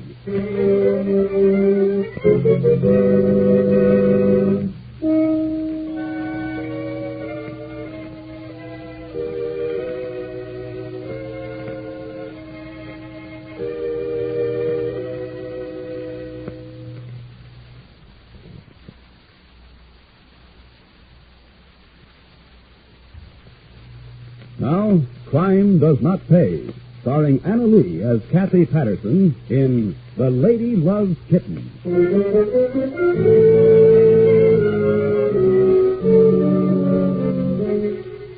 Kathy Patterson had a very human failing. She loved the things that money could buy. But Kathy carried that failing a step beyond ordinary human weakness. Kathy didn't care where the money came from. And when it failed to come in sufficient quantities from the honest endeavors, Kathy teamed with Dave Paget to acquire money in other ways. Their work affected the lives of many people, and especially the men in the quarters of Engine 6 and Hook and Ladder number 4. That's what I like about this job. You sit around more than you work. Yes, you hear bells in your sleep, same as I do. More coffee? Poor brother, poor. Hey, I heard that. Don't tell me you fellas like your work. Well, sure we do, Lieutenant. Especially those nice, fast, breezy rides through the streets on hot summer nights.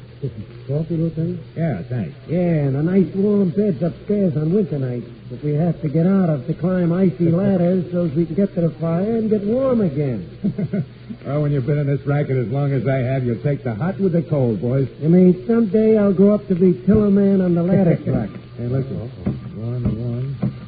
1, 4, 3. Hey, that's us. Get out. Six. Right. Come on. 1143 Carson Place and 8th Street. All right, come on. Hey, let's roll. Come on.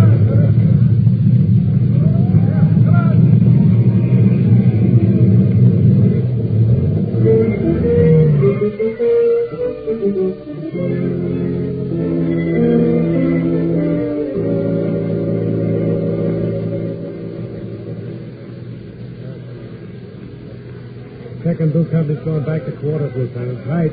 6 engine stays here. We'll have to flood the cellar. Yes, Lieutenant Hall? Yes. Oh, Marshal Madison. Yeah, the chief called me and says you were here early. First 2 on the first. Well, what do you think? Definitely a flash fire. Started in the cellar. A flash fire in a building like this? But did they store paint or anything? Oh, not so as we could tell. Cellars are completely gutted. Even the smell is burned away. Is it safe to take a look? We're flooding it. Have any ideas, Hall? No, nothing. Except it doesn't look, feel, or smell legitimate. Yes, I remember when I was in your spot, I had that feeling more than once. And 9 times out of 10, I was right. Yeah, you get that way after a while. Yeah, and when the evidence goes up in smoke? The funny thing about firebugs is they always try it again. Usually once too often. Even the first time is too often. Oh, sorry, Mitch. I have to get back at the police line. Oh, I'm sorry. it dangerous here? The police seem to have gone away. Well, the wall may go any time. Oh, I see. Fire engines always fascinate me. Well, I always thought that was a boy's hobby, Miss Patterson.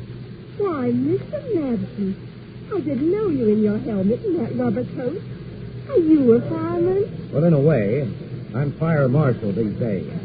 Oh, this is Lieutenant Hall of Engine Inspection. Miss Patterson Hall, a near neighbor of mine out home, lives up the block away. Pleasure, Lieutenant. Happy to know you. But still, I'm afraid Lieutenant's right, Miss Patterson. Be best if you did move along, please, as the police like to say. I'm on my way, gentlemen. I'm sorry if I broke any rules. I was on my way home and I heard the engine. Just couldn't help myself. Good night, Lieutenant. Good night. Hope I see you again, Marshal. Good night. Good night. And be careful of falling walls, Lieutenant. Will I invite you to dinner sometime, Lieutenant? The lady loves fires.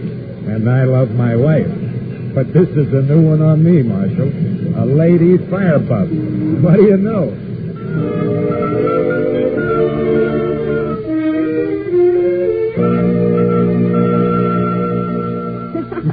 Honest Dave. Those two poor but honest fire ladders protecting the rash woman from falling walls.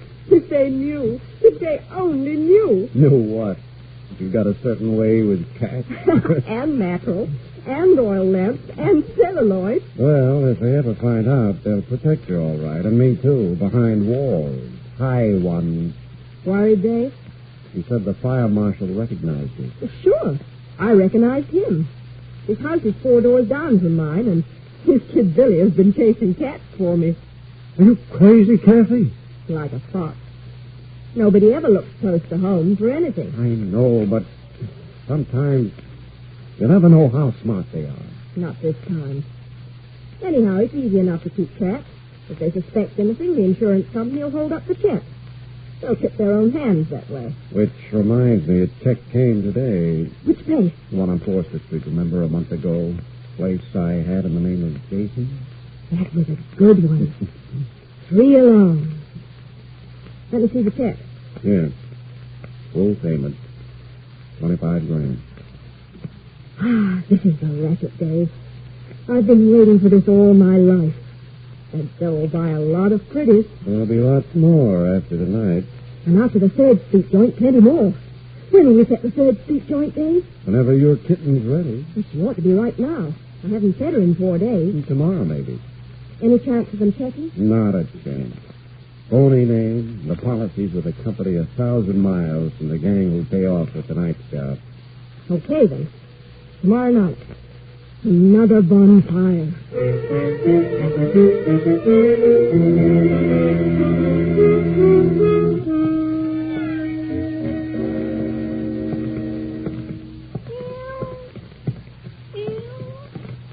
You sure you said everything right, Dave? Exactly right.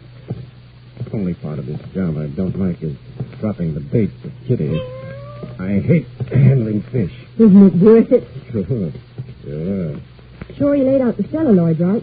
No matter which way the lamp falls, it'll hit the stuff. Boom. Simple enough. I think I can do it. Oh, I just get edgy, that's all. Until I hear the bells and the sirens. I added a slight gimmick this time. Will it leave any traces? Of course not. I just took some of the kerosene from the lamp and made a trail of it to the inflammables down in the cellar. It's neat. Can't miss. Cat jumps the fish. Lamp is knocked over. Celluloid goes up.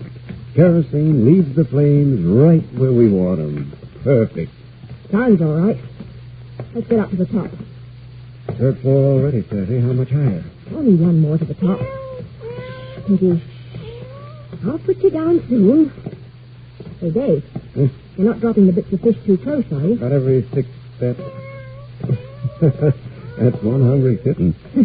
If you hadn't eaten for 5 days, you'd be hungry, too. Not too much on the steps, Dave. You want to be out of here long before Kitty comes to the end of the trail. Don't worry about that. Must be getting old. Next time we'll pick a lower building. All set, Dave? Set. Then here we go. Down on the landing, Kitty. And when you find that nice big mackerel Uncle Dave has left for you in the cellar, he'll have a real hot time of it. Let's go, Dave. Come on.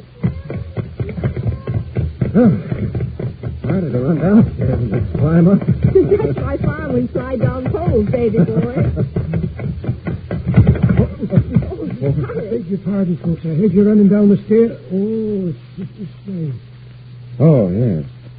Yes, you're Riley, the watchman, aren't you? Yes, sir. I'm just getting set for the night, sir. It's a long shift, this kind of work. Don't you get lonesome? Oh, no, ma'am, not really. I had my little radio. Mr. Smythe here, he was nice enough to give me permission to play it at night. Yes, after all, why not? Well, not many employers permit it. Oh, can't see anything wrong in it. Well, Miss Carter and I were just going to dinner. Good night, Riley. Oh, good night. There's up the block, Kathy. I know. Phew. It was too close for comfort. Riley's all right. No worry there. If he finds that setup in the cellar. One, he'll report it to me. I'll cover up. Two, he doesn't think I know it, but he doesn't make any rounds. He has a little nest for himself on the first floor in the back. When the fire starts, well, he won't want to let me know he wasn't doing his job. And three, who has a better right on the premises than Walter Smythe, the owner? Meaning me. All right. But I still say it's too close for comfort. The chariot man? Where to? The nearest firebox, baby. And we'll wait for the inevitable.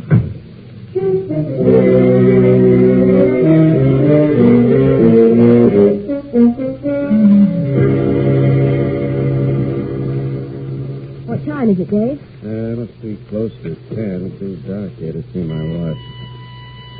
The time is 10 p.m. Station WXE3, operator 17. There's your answer, Kathy. Straight from the fire department. All the modern equipment, even radio. Just so we can pick up the signals in the car. Taking that darn cat too long. Do you suppose Riley found her? Take it easy, honey. It's only an hour and a half. I don't like it. On the south side, box 1195, Jackson Street and 4th Avenue, WXE3, operator 17. Where's the busy tonight? On the south side, box 1195. All on the south side, last 5 calls. Usually are. It's a slum down there. Uh-oh, they'll have a call in this neighborhood very soon, Kathy. I see smoke. Looks like a little flame. Must be going good. Heat must have broken a window. Let's pull the box. No, not yet. Give it more of a chance. Probably more toward the back. That's where I set the lamp and so forth. And where's Riley? Probably asleep. Ahoy. See that flame. First floor window. Get the box, Dave. I'll start the car. Check.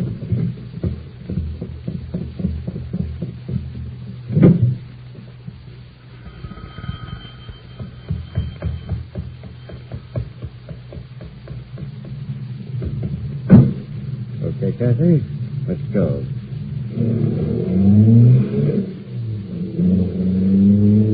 Oh, but Davy, I like to hear the engines come. They have such nice bells. They ring like money. On the west side, box 1167, Morton and 3rd Street.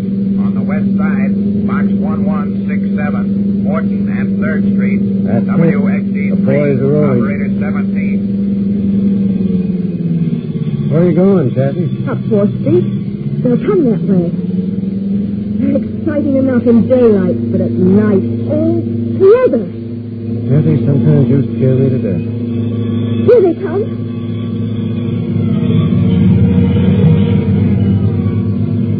Oh, I love them. You still can take chances. Suppose somebody remembers a car driving away from the alarm box, and then somebody remembers the same car here. Oh, forget it, baby.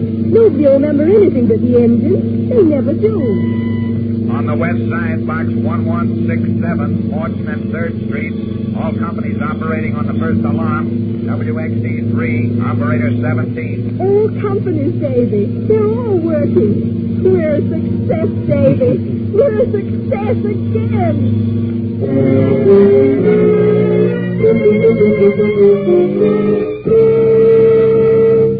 In just a moment, Crime Does Not Pay will continue with The Lady Loves Kittens.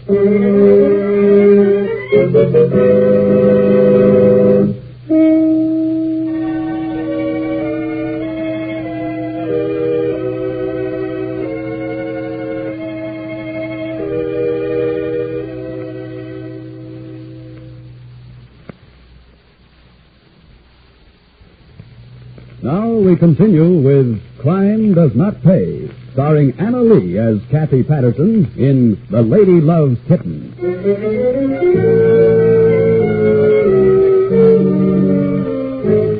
Kathy and Dave drove away from the scene of the fire. They drove as quickly and as far as discretion permitted. Their car radio, tuned to the fire department broadcasting station, told them... On the west side, second alarm, box 1167, Morton and 3rd Street. And a short time later... On the west side, third alarm, box 1167. Yes, Kathy and Dave considered themselves quite successful in that particular project. But back at the scene of the fire, once the flames were under control and the worst of the battle was over, a tired, begrimed Lieutenant Hall of Engine Company 6 reported to Fire Marshal Madison.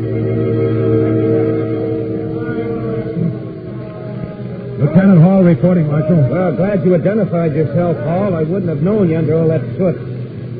That's a bad one this time. Yeah. We got a roast on the first floor. Well, when'd you find it? A few minutes ago. Man or woman? Man, elderly, probably a watchman. Must have been asleep. Kind of a cubby hole almost directly over the point where the fire started. Or was started, I should say. I see. The chief put a call in for the medical examiner and the public ambulance. That call go by radio? No, by land wire. Good. Now keep it quiet. I'll see to it that it stays out of the paper. You're sure it's arson? Well, we found another casualty in the cellar. Cat. There wouldn't be the remains of an oil lamp there, would there, Lieutenant? There's some twisted metal. I brought it out for you. I see. Any signs of bait? No. That probably went in the first flame. Yeah, it usually does. Well, it's the old trick, Paul. Obviously. Only this time, the device didn't go up with the rest of the bill. And one other item the arsonist apparently overlooked. There comes a time when simple arson turns into murder.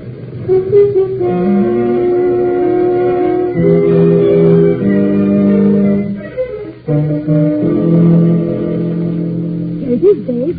Envelope from the insurance company. Probably another beef. They made enough fuss about the 3rd Street job. Beef, nothing. Look at here. $30,000 worth of beef, Davy, my boy. Oh, pretty. So pretty. We made out nice and neat to William Clyde. Tomorrow's the day, Kathy. With this safely in the bank, we're almost through. One more job and we're set for life. I've got that property over on 10th Avenue. It'll go like a matchbox. Enough insurance? $25,000.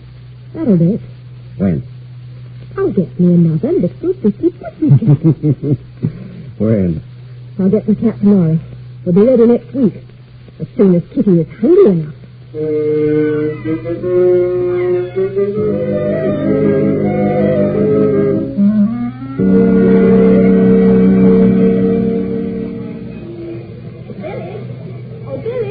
May I speak to you a moment? Oh, sure, Miss Patterson, sure. Call me in minutes. Fellas want me to play first today. Play first? First base, you know. Oh, yes, baseball, I see. We're going to play the team from the Blacks. Right away? Pretty soon now. Would you have time to do a little job for me before the game? Depends on how long. Just a few minutes. Same thing as before? That's right. This time I'll pay you 75 cents. But I don't know where there is a kitten today, Miss Patterson. It's a long time to find one. And I got to play first. I know where there's a cat, Billy. Huh? I saw it run up that driveway. $1, Billy? No? Okay. Up this driveway? That's right. You can do it quickly, Billy. Woman. Ball games are important, but hey, Butler. Here, kitty. Here, kitty. Cat. Look at a whole house full of them. Here, kitty. Okay, kitty, you want to play? Come on, kitty. That's right. Well, I won't hurt you. Hey, wouldn't I scratch your ears, huh? Yeah, kitty. I got you. Ow! Oh, gee whiz. You got claws. I'm going to get $1. Oh. Good boy, Billy. You got her. Yeah, and she got me. Yeah, Miss Patterson, take the mangy old thing. You're scratched all right, Billy. But nothing iodine and an extra $1 won't cure. Here you are, Billy. Thank you very much. Kitty. Oh, you're big, aren't you? Weird. $2 whole. Okay, fellas, let's play ball.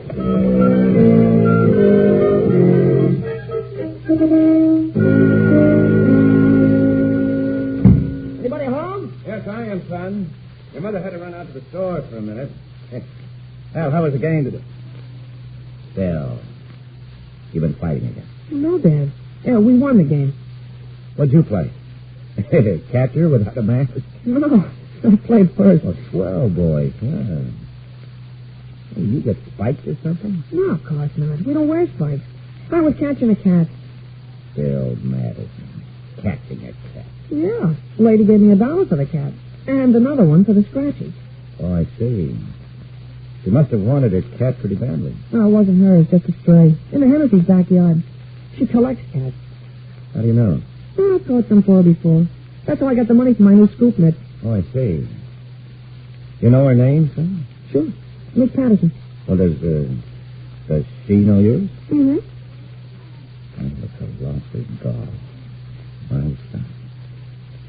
Oh, Billy, does this Miss Patterson, does she have dark hair and blue eyes? Yeah. Do you know her, Dad? Oh, by sight. Once I talked to her. At a fire. What was she doing there? She a lady buff or something? Well, that's what we thought at the time, but I'm not so sure right now. Now, look, Billy, you go on upstairs, clean up. Get some iodine on those scratches. I'll be up in a minute. I've got some telephoning to do first.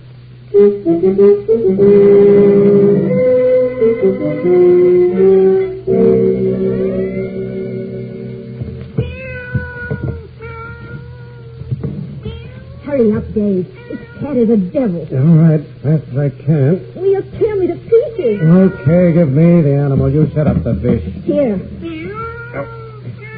You've got the celluloid, right? Fish on the table, lamp on the fish.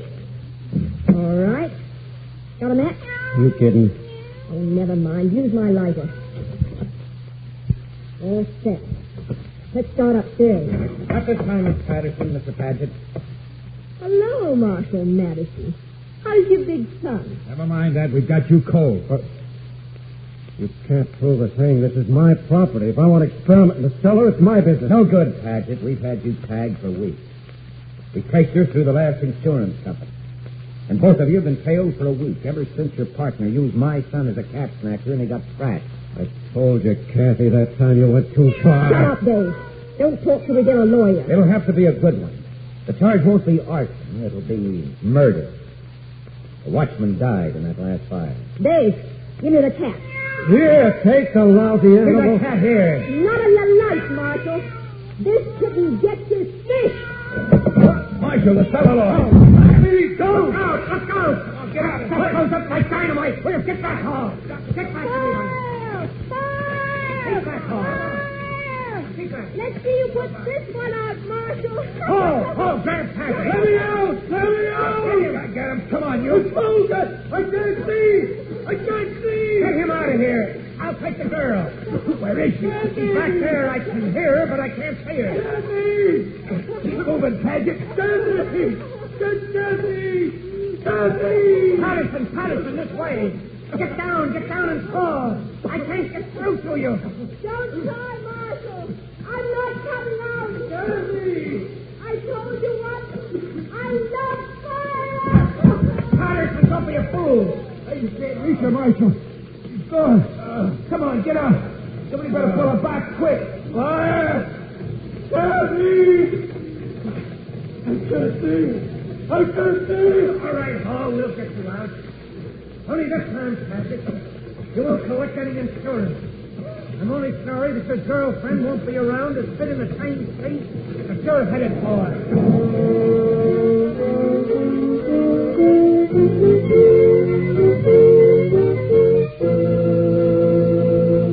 Lion does not pay.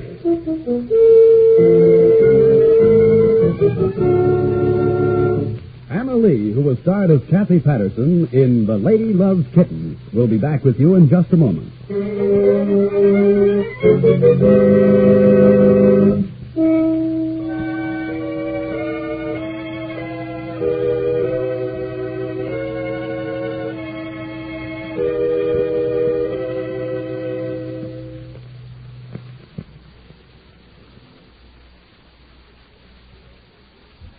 Now, here in person is Anna Lee. Kathy Patterson was very sure of herself, and very certain she was smart. But like most people who make their way outside the law, Kathy and Dave were too smart and too sure. In the end, they outsmarted themselves, because they underrated the wisdom and the patience of the forces of law and order, plus that extra little piece of luck which always falls on the side of the angels. Kathy and Davy lost out, as the criminal inevitably loses out. The simple truth of the matter is that, contrary to legend and to some kinds of fiction, crime does not pay. Thank you, Miss Lee.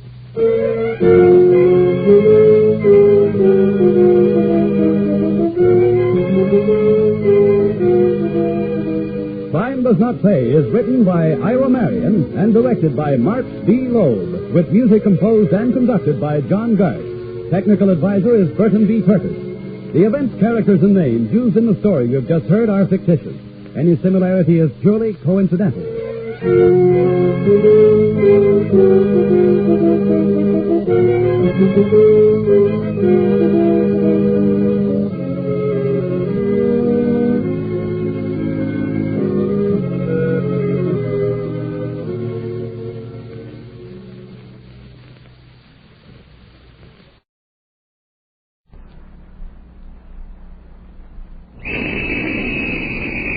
Gangbusters, presented in cooperation with police and federal law enforcement departments throughout the United States. The only national program that brings you authentic police case histories.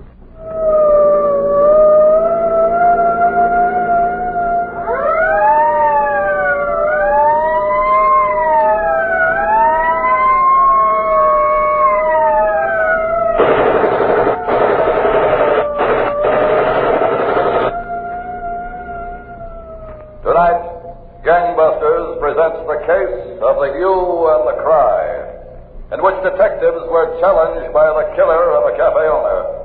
A killer who struck like this. Hey, how about my coffee? Black. All right. Okay, everybody. Everybody get him up. He's got a gun. That's the stick up. Open that cash register, pal. Now, listen. Go on. But I said move. Everybody stay still or you'll get the same. You too, lady. So long. Gangbusters has asked the Honorable C. Floyd Edens, Chief of Police, Birmingham, Alabama, to tell us by proxy of the investigation into this killing. Chief Edens. Thank you.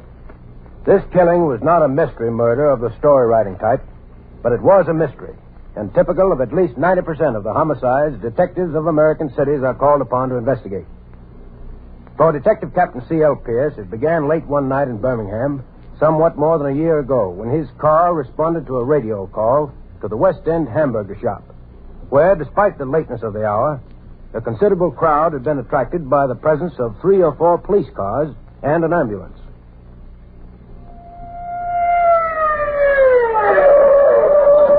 Stick with the car, Mac. Right, Skipper. All right. Police officer. Coming through here. Police officer. Hold now, folks. There's nothing for you to see. Hello, Captain. What is it, Patty? The stick-up, sir. One guy shot and killed the owner of the restaurant, a man named Goatley. Who's inside? Jim Norell's in charge. Stand back there. Now, where do you think you are? Okay, McDowell's in the car. Tell him I said to give you a hand with the crowd. Right, Captain. I told you to stand back there. Get out of the way.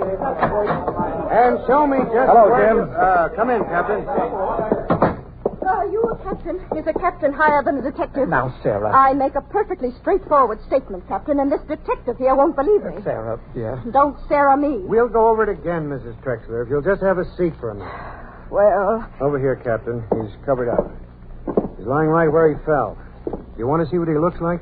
No, not now. Are those people eyewitnesses, Jim? Yeah. Mm-hmm. You got a match? Sure.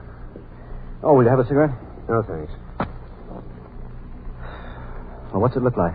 The man came in, flashed a gun, announced there was a holdup. Mm-hmm. Apparently, Goatley didn't move quick enough for him. The man fired 2 shots and ran out. Goatley fell where he's lying. The killer didn't enter the cash register himself. The witnesses said he didn't, and it's all there. Mm-hmm. How many witnesses were there? That Mr. and Mrs. Trexler, they're regular patrons, and that fellow there. Well, let's talk to him first. I'm afraid he's not in a talking condition. What's your name, mister? What's my name got to do with it?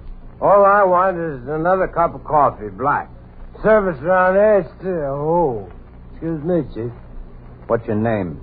My name is Arthur J. Bell. The J, believe it or not, is for January. That's right. I was born... All right. You see what occurred here tonight? Well, yes and no. No and yes, that is. You see, all I want is a cup of coffee. Black. All right, sit here a minute, mister. Come on, Jim. Where's my coffee? Black. See that he gets home, Jim. Sign Patty. Yeah. Let's talk to the couple.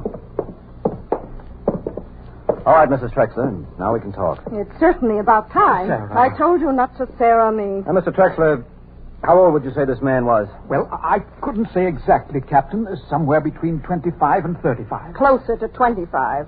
And you said he was 5 foot 8 or 9 inches tall. I did not. I distinctly said he was at least 6 feet.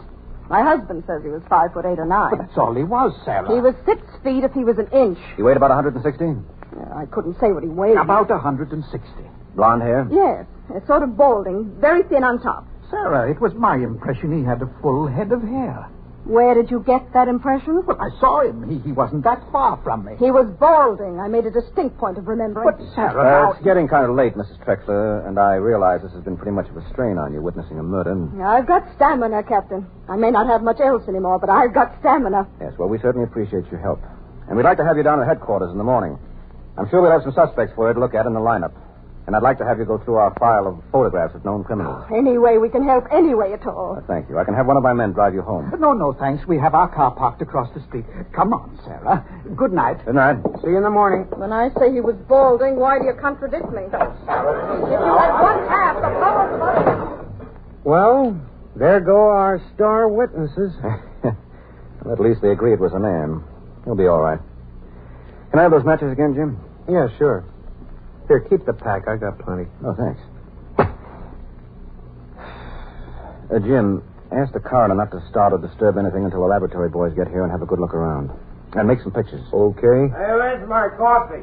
Black? Oh, hasn't Patty seen that lush home yet? The press has got him and Mac in a corner, Captain. Oh, yeah. Jim, go out and bring those reporters in, will you? I don't know what I can tell them now. At this point, they know as much as we do. That, Gangbusters listeners, was a typical beginning to a typical murder investigation. Those were the things Captain Pierce faced. And the prospects weren't much better the next morning when Officer Patty walked into the captain's office. The other witness is here, Captain. All right, Patty. Take him into the lineup room with the Trexlers. I don't think that'd be such a good idea, Captain. No? No, sir. You better talk with him yourself. He's sitting right outside. All right. Oh, where's Jim Norrell? He's up waiting for the laboratory and ballistics reports. He'll be down as soon as he gets them. Okay. Oh, good morning, Mr. Bell. Morning, Chief. Wonderful morning. Wonderful. Ooh. See what I mean, Captain? Mr. Bell, you were a witness to a killing last night. Why didn't you do the decent thing and sober up this morning to help us out? Right here, Chief. If I was like this then and I was sober now, how could I remember what happened when I was like this?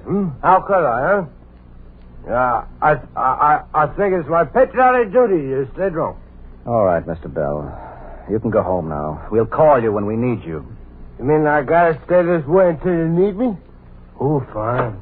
Captain? Come in, Jim. I got the reports. Oh, good. Patty. Yes, sir.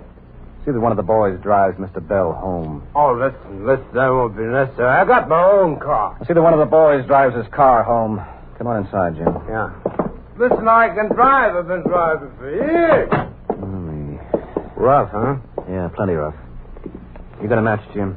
Yeah, sure. Plenty of them. Help yourself to a cigarette. Thanks. What's in the reports?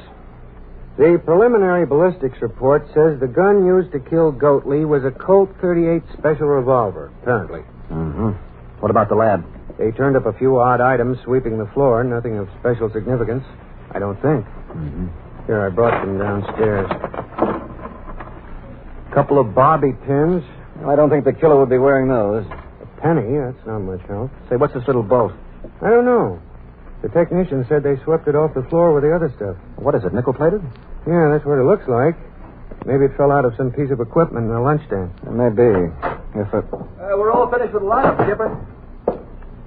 The Trexlers looked over everybody brought in last night. Nothing, Mac?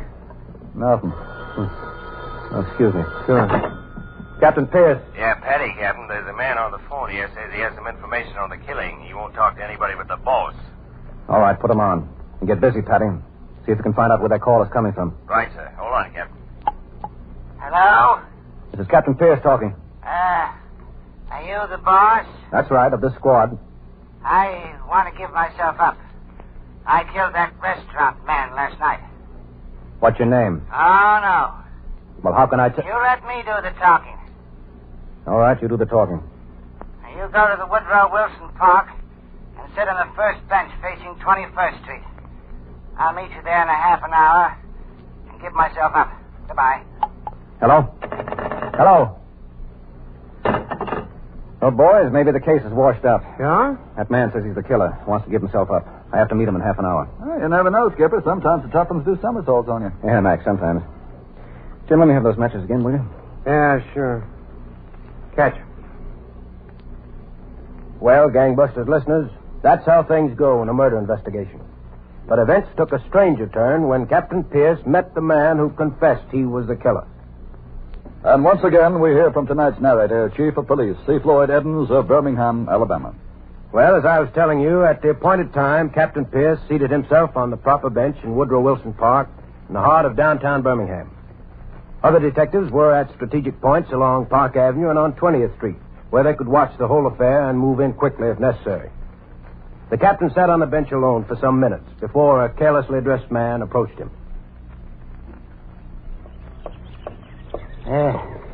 Excuse me. Yeah? You mind if I sit down? Well, If you're that captain, I'm the man you're waiting for. Oh. All right, sit down. Thank you. I want to give myself up. I don't know how I could have done it. I come from such a fine old family. What's your name? My name is William Selden. I couldn't sleep last night. My conscience kept gnawing at me. It was a compulsion, see? A compulsion. I felt I had to kill him.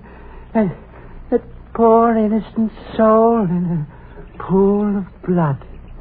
Oh, I must be punished. What did you do with the knife? What knife? The knife you stabbed him with. Oh, that? Yeah, I threw it in the sewer. You remember how many times you stabbed him? You stabbed him?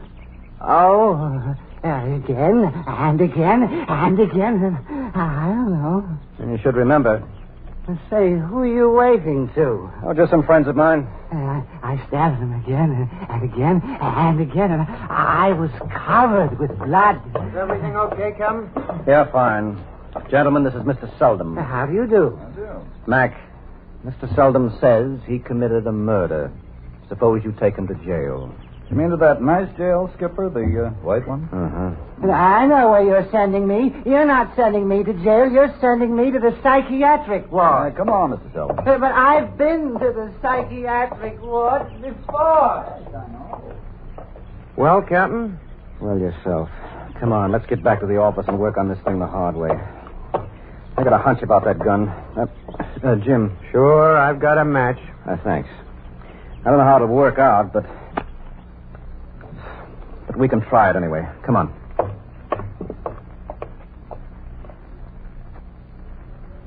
Of course, the police are always interested in help from citizens. But sorting the useful from the well-intentioned but irrelevant and crackpot often takes hundreds of man-hours of investigation. Not more than half an hour later, Captain Pierce was back at his desk reconstructing the crime with the help of one of the two halfway reliable witnesses, Mr. Alfred Trexler. Present also were Detective Jim Norrell and G.S. Patty, but not the contradicting Mrs. Sarah Trexler. The proprietor didn't move fast enough to suit him.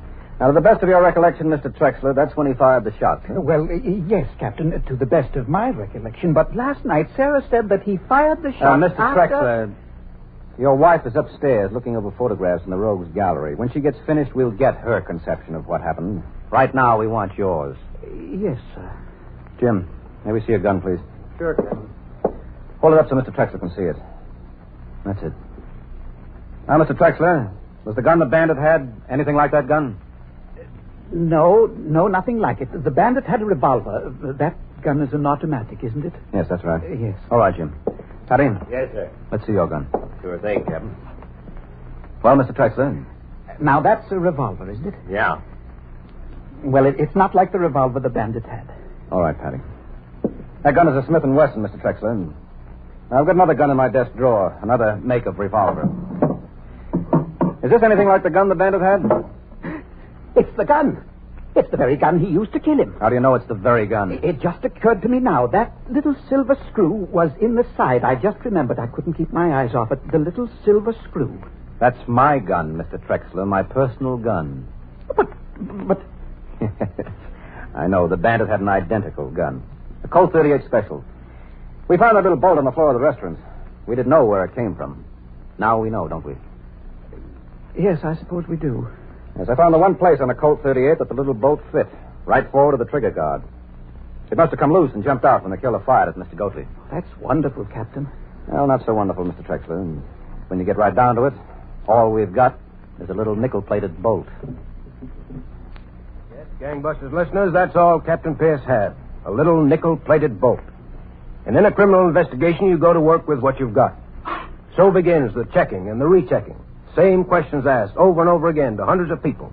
Holders of gun permits, pawn shops, sporting goods stores. The inches of worn shoe leather. This is the unseen part of a murder investigation.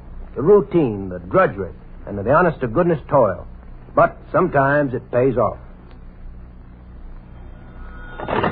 Captain Pierce. Hello, Skipper McDowell. Yes, Mac. I don't know, Skipper. Maybe I got something. What?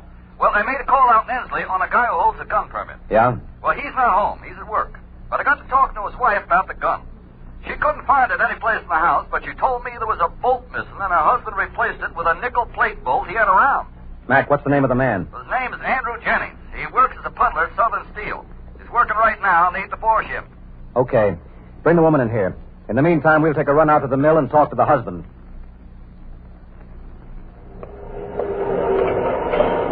They got him waiting in the foreman's office, Captain, right here. Oh, good, Jim. Are you Andrew Jennings? Yeah, I'm Jennings. We're police officers. Police? Oh, what's the trouble? My wife. Something's happened to my wife. No, nothing has happened to your wife. We want to talk to you. To me? You hold a permit for 38 caliber Colt Special revolver? Yeah, I hold a permit. I needed the gun. We had prowlers in the neighborhood last summer. Where's the gun now? Well, I sold it. I sold it to a fellow last week. What's the trouble? What's the fellow's name? Pilly. Steve Pilly. Hey, Steve didn't get into a jam with it, did he? Where does Steve live? Oh, gosh, I don't know. I just happened to meet him in a cafe. What cafe? In Johnny's, out in Ansley, near where I live. Where does he work? Well, I don't know. I don't know him that well. What's the trouble? Has he gotten in a jam with it? Well, we don't know for sure. But we think that was the gun that was used to kill that restaurant man. Oh, no. Steve wouldn't do a thing like that. The gun might have, and Steve might have been holding it. Incidentally, where were you Monday night? Me? Oh, look, I was at home asleep. You can ask my wife. We will. There's one more thing I want to know, Jennings. Hey, yeah, sure, anything. When did you last fire that gun? Well, a couple of months ago, I guess. I took it out to my brother's place. He's got a place near Bessemer. We're doing a little target practice. What were you shooting at? Oh, nothing. Just tin cans and stuff. We laid them against the shed and are shooting at them. Did any of the slugs hit the shed? Oh, yeah, I guess so. Lots of them, I guess. All right, come on, Jennings. Let's take a ride out to your brother's place. I'd like to dig one of those slugs out of the shed. Yeah, but I'm working. It's all right. I'll fix that. Oh, okay. Say, I couldn't have one of them cigarettes, too, could I? I could use one. Yeah, sure. Here you are. Much obliged. Match, Captain? Naturally. Thanks, Jim. Thanks. Don't mention it. Jim, get started on tracing the Steve Pilly. Jennings and I will have a run out to his brother's place and take a look around. Okay, Captain. I'll try to have him in tow by the time you get back.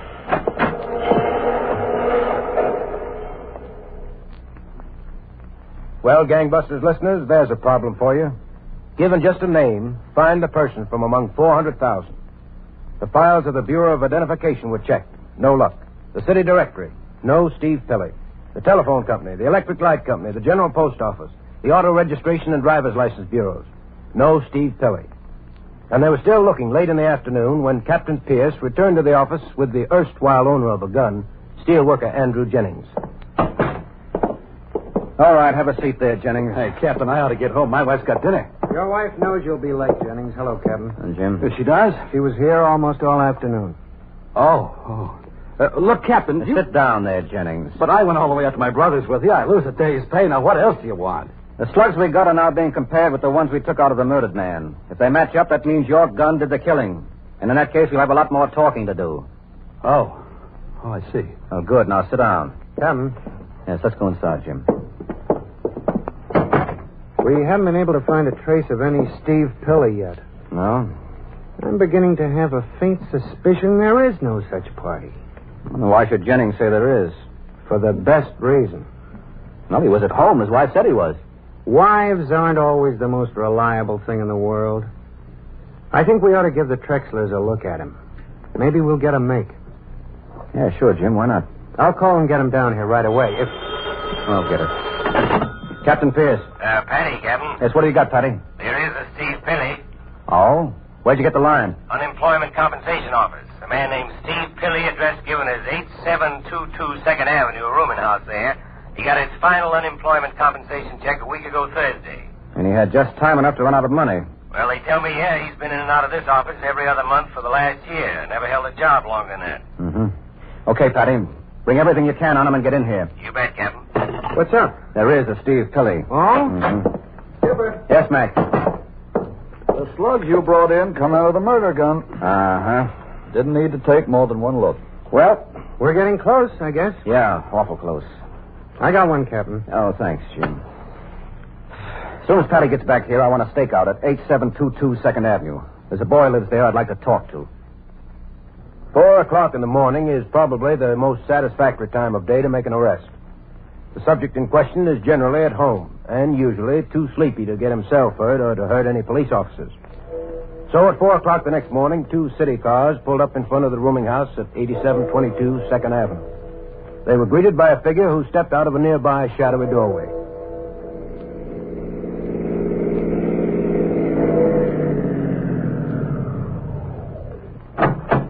Here's Patty, Skipper. Okay. We're all set here, Captain. Who's around in back? Thatcher and Moore from the district. Okay. Mac, come on. Yes, Chief. I'm with you.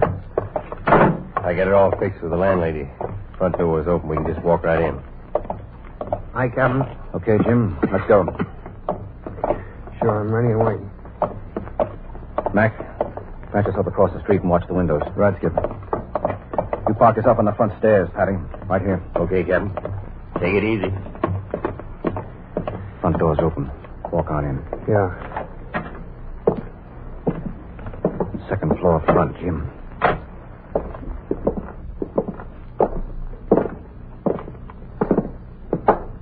My new car was delivered today. Oh, that's so? Yeah. Did you get a 4-door? No, a club coupe. It's as big as I need. Mm-hmm. Well, congratulations. Thanks. Okay. Try the door. Easy. It's not locked. Okay. Open it all the way. Oh, it's got it on a chain. Well, lay on it. Come on, together. Hit it. Yeah. Again. Yeah. Come on, again. Stay away from me! There he is. Police officers, Pilley. Get away from that window. Oh, so long. Come on, downstairs. Fast. Go on. What a dope. All right, I got it. Yes, Skipper. How is he? Dead? No, Captain. The guy was lucky. He fell through that awning on the way down. I think he's going to come out of it. Here's the gun, Skipper. He had it when he jumped. Go call an ambulance, Mac. Sure, Jim. Right away. Oh, he's a nice-looking boy, Captain. What's that supposed to get him? Cigarette, Patty? Yeah, Jim. Much obliged. Captain? No, thanks, Jim. I've been smoking too much lately. Got to cut down. Well, Gangbusters listeners, that was the end of this murder investigation. And not long afterwards, the killer, Steve Pilley, was executed in Alabama's electric chair. Well, thank you, Chief of Police C. Floyd Edmonds of Birmingham, Alabama, for this telling insight into police work. And Gangbusters, congratulations to all the Birmingham officers who participated in the investigation leading to the solution of this brutal crime.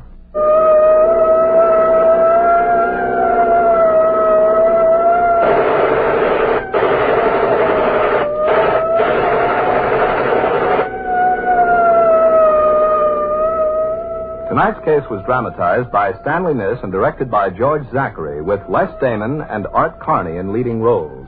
Roger Foster speaking.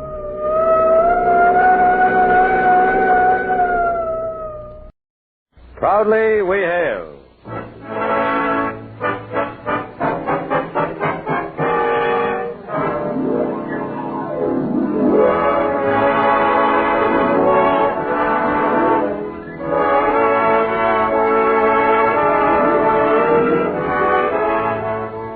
From New York City, where the American stage begins, here is another program with a cast of outstanding players. Public service time has been made available by this station for your Army and your Air Force to bring you this story, as proudly we hail Winfield Scott, great American soldier and patriot.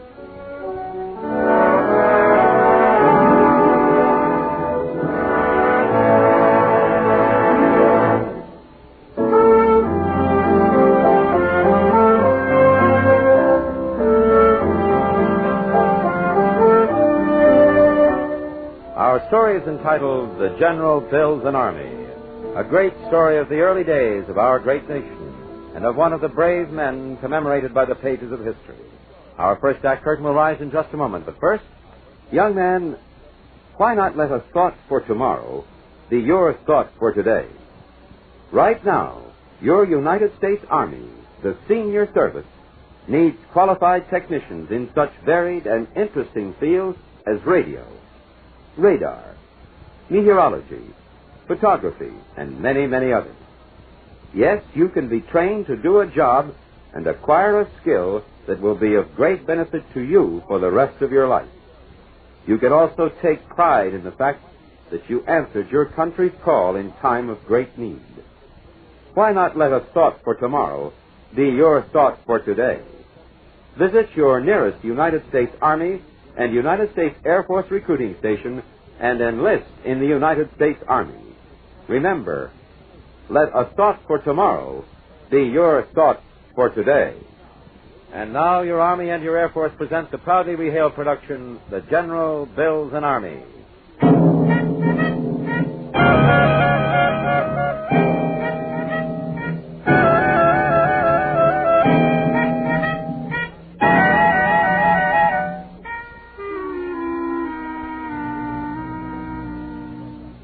The life of Winfield Scott reads like a highly colored adventure story, and in many respects, that's just what it was. For in a military sense alone, he managed in one way or another to become noticeably involved in most every conflict, major or minor, that our country was faced with from 1808 to the war between the states. From Lance Corporal Scott, who seized a British warship's boat crew in retaliation for similar and more flagrant actions by the British Navy, to Lieutenant General Scott, commander of the Union armies, this Herculean man on horseback rode through the pages of American history. To try and portray his entire career in this short space would be unfair to both you and to him. And so, from the book of his life, we have chosen one exciting chapter, which we hope in some way will clearly picture the man and soldier, Winfield Scott.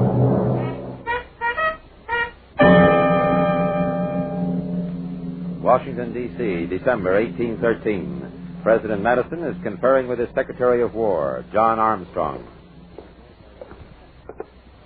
Mr. President? Yes, John? I have the map. Good. Let's have a look at it.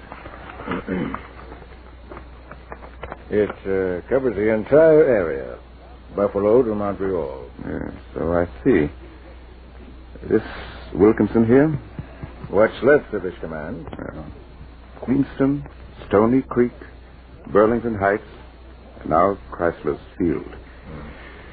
It's a wonder we lose so many battles and still keep men under arms. It's not the men, Mr. President. I know. But what about Scott? Any news of him? Hard to tell when he'll arrive. Weather like this. Not going to be a very Merry Christmas this year, John.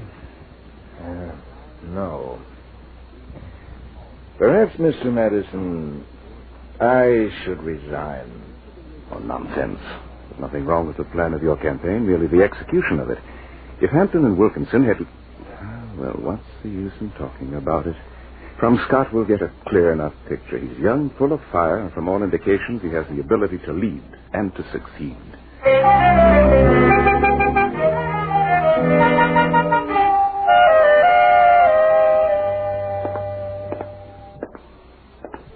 You must be weary from your ride, sir. Not overly, Mr. President, thank you. I believe you've already met Secretary Armstrong. Yes, sir, I've had the pleasure. Then if you feel up to it, I suggest we sit down and get to business. Now, first, Colonel Scott, I want your own appraisal of what happened at Chrysler's Field. I want to know why the Northern campaign fell apart and why we find ourselves in such a vulnerable and desperate state. It's common knowledge that the British a few more regiments in Canada, they'd be across our borders and on the way to Albany with little to stop them. Well, I'll do the best I can, sir.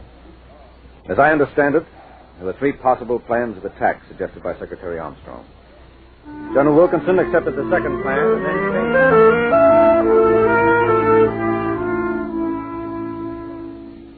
What do you think, John? What I've always thought, Mr. President. He may be young, but he's got a head and a heart. Frankly, he made me feel better. He certainly doesn't lack confidence. No, all we need is a few more Scots on land and a few more Perrys at sea. We'll see, Mr. Secretary. We'll see.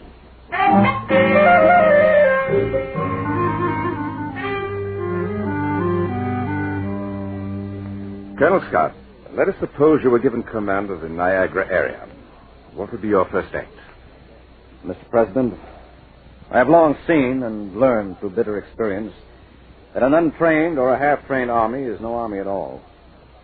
Our regulars are few, and more often than not, their officers are made by political appointments, and so even they can hardly be effective if led by men with no military experience. The militia are even in worse straits. Some of them are not even familiar with their own muskets, and their officers, for the most part, aren't fit to lead a mule train. And you would change these conditions in what manner?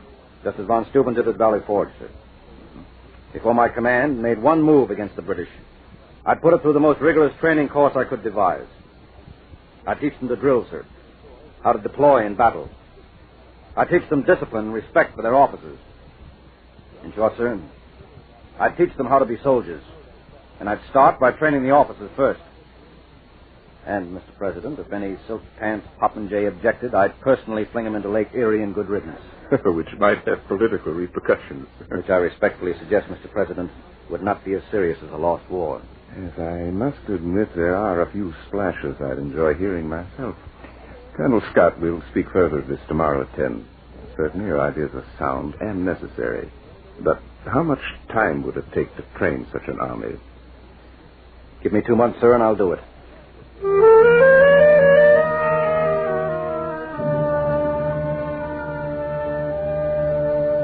While Colonel Scott was expressing his opinions to President Madison in Washington, an action took place along the Niagara which brought about an extremely serious crisis.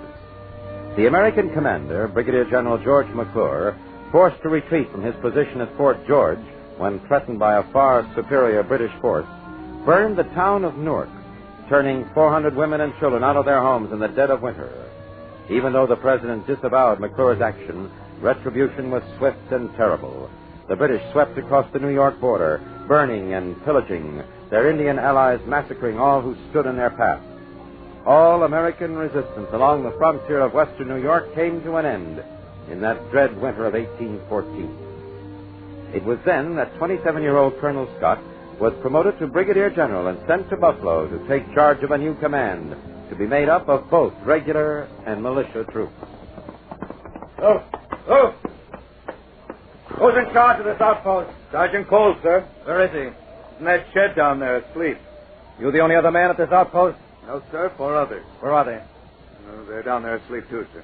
Why aren't you with them? Because I'm on guard, sir. What's your name? Private James O'Neill, sir. You're now Sergeant James O'Neill. Come along with me, Sergeant. Yes, sir. Where's your company headquarters? About a half mile down the road, sir. Who's in charge? Captain Forsyth. But he hasn't been in camp for the last week. Ensign Stark has been in command. What about your lieutenants? They don't seem to be around either, sir. Now, you let me handle this. Yes, sir. Whoa. All right, on your feet. All of you, come on, get up. Up! Wait a minute. Who the devil do you think you be? So fancied hand of an officer. You shut your face, Private Cole. Private? Private, is it? Sergeant I am, and Sergeant I'll stay until a better man can take those stripes from me. Come on, boys, let's teach big britches a lesson. Stay out of this, O'Neill!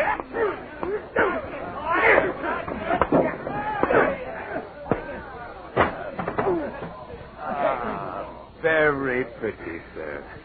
Now, you two men, take him back to camp. Throw him in the guardhouse. Then get back up here as fast as your legs will carry you. Yes, sir. Sergeant O'Neill, you're in charge of this outpost until relieved. Post your men as you see fit. If you have any further trouble, take whatever action suits you best. That I will, sir. That I will. Good day to you. Oh, me. Who was that? I don't know, but I'm awful glad to see him. Pick up that slug. All right, you two follow me. Let me hear one peep out of here.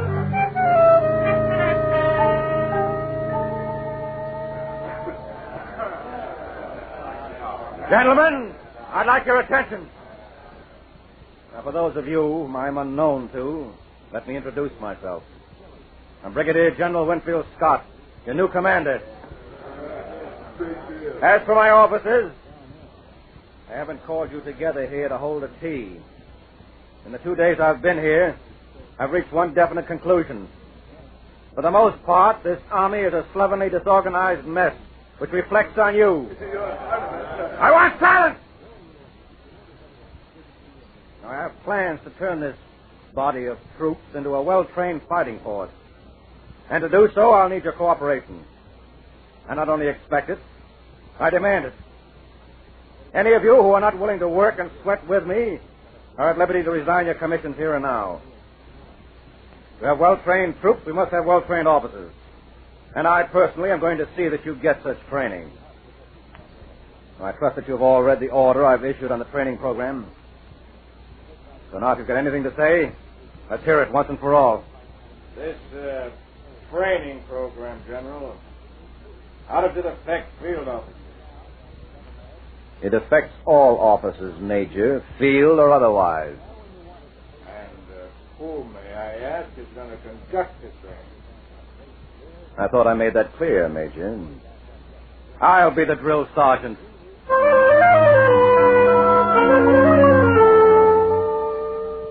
Turned out en masse bright and early the next morning with the big 27-year-old brigadier to drill them, the officers of Fling Hill were formed into squads, issued muskets, and put through their paces unmercifully. Squad, company, and battalion, Scott taught them to march in column and line, to wheel and deploy, to handle their weapons quickly and effectively. His guide was a tattered old book of French regulation issued by Napoleon, and the only such textbook in the entire American army. But molding an army isn't all drill, a fact Scott knew only too well. He set up classes for instruction in military courtesy. He insisted upon a snappy salute from the lowest buck private to his second in command. His rigid maintenance of field hygiene and camp police paid off. The encampment at Fling Hill was kept spotlessly clean. Single-handed, Winfield Scott was building himself an army.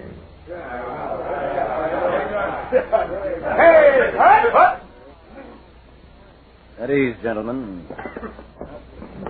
Well, I've got some good news for you. The training period is over. Tomorrow, you start on your men. It'll be 10 hours a day, 6 days a week. Time is short. We have to work fast. When we take the field this time, I don't expect to go anywhere but forward.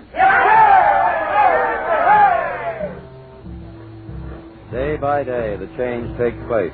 Raw, clumsy recruits sweat and learn. Pride and self-respect and confidence are born and grow. Regiments find it's possible to maneuver in wooded country without getting lost. Whole brigades find they can deploy in any direction under any circumstance without getting tangled in each other's way. Winter gives way to spring, spring to early summer. June has come, and it's time to put the newly trained army to the test. Gentlemen, I regret this army must go into battle clothes and militia gray. I had hoped to lead it in regular army blue, but gray is all the quartermaster department can give us.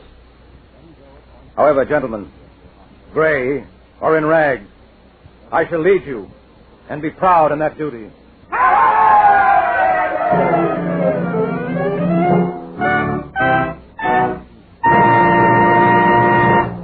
You are listening to the proudly we hail production, The General Builds an Army.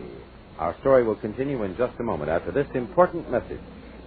Young man, if you're interested in continuing your education, here is important news for you. The senior service of our armed forces, the United States Army, urgently needs qualified technicians to operate and maintain the many kinds of equipment that science has brought into being. Right now, men are being trained in such varied fields as radio, radar, meteorology, mechanics, electronics, photography, and many, many others. This training is given by the finest technical training schools in the world. It's an excellent opportunity for young men with intelligence and ambition. It can be the start of a great career for you. For full details, visit your nearest United States Army and United States Air Force recruiting station. Do it today. And now your Army and your Air Force present the second act of the proudly rehailed production, The General Builds an Army.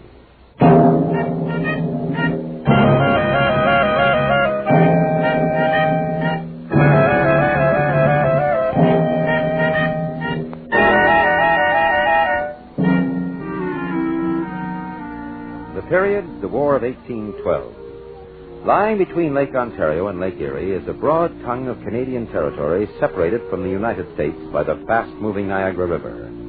It was the plan of the American Army to cross the river, take the British-held fort on the other side, push forward and expel the enemy from his key stronghold at Burlington. The troops would then move east along the northern rim of Lake Ontario and capture first York and then Kingston. Shortly after midnight on the morning of July 3rd, the first units of Major General Jacob Brown's army began its invasion, with Winfield Scott leading the 1st Brigade and its artillery on an attack of Fort Erie. Helmsman, a bit more to port. Try to keep those poles from splashing. How can you tell where we're heading in this mud? Made a reconnaissance yesterday, George. I know, but you could see then. You smell what I can't see. Now keep your voice down. Steady as she goes, Helmsman. Good thing we're all linked together. Couldn't pick a worse night. Nonsense, George. Stop your belly aching. Couldn't pick a better night. Never expect us. Can't see any better than we. Easy now, men. Look there. You can just make out the shore. You two men stand by your poles and bring her in. The rest of you, over the side with me. And quietly. They'll have a picket hereabouts. Who goes? All right, men, take them out.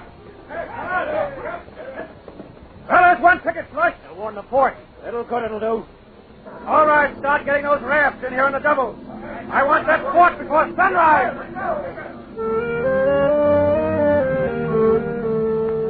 Fort Erie, badly undermanned, surrendered quickly to Scott's superior force. By the 4th of July, the entire American army was across the river and ready to move northward against Major General Riel's command, which manned the entire British right wing. Early on the morning of the 4th, Scott and his brigade pushed off to lead the advance, driving back British observation parties. Confident in their superior ability, the British fell back coolly, if somewhat hurriedly. They knew once their main body of troops came up, a few volleys, and the Americans would break and run, as had happened so often in the past. Let the beggars come on. When we all get here, we'll give them something to shout about. One brigade volley and they'll run like scared rabbits. Sergeant, deploy your men along that fence. 2 rounds and then fall back. Lovely day, isn't it, Henry?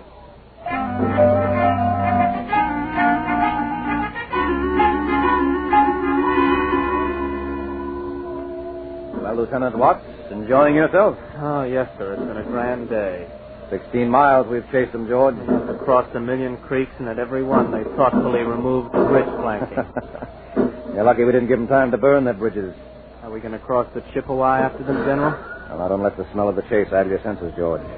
Rial's dug in over there with the main body. We don't move against them until General Brown catches up. They're falling back across Streets Creek. Bring your men in.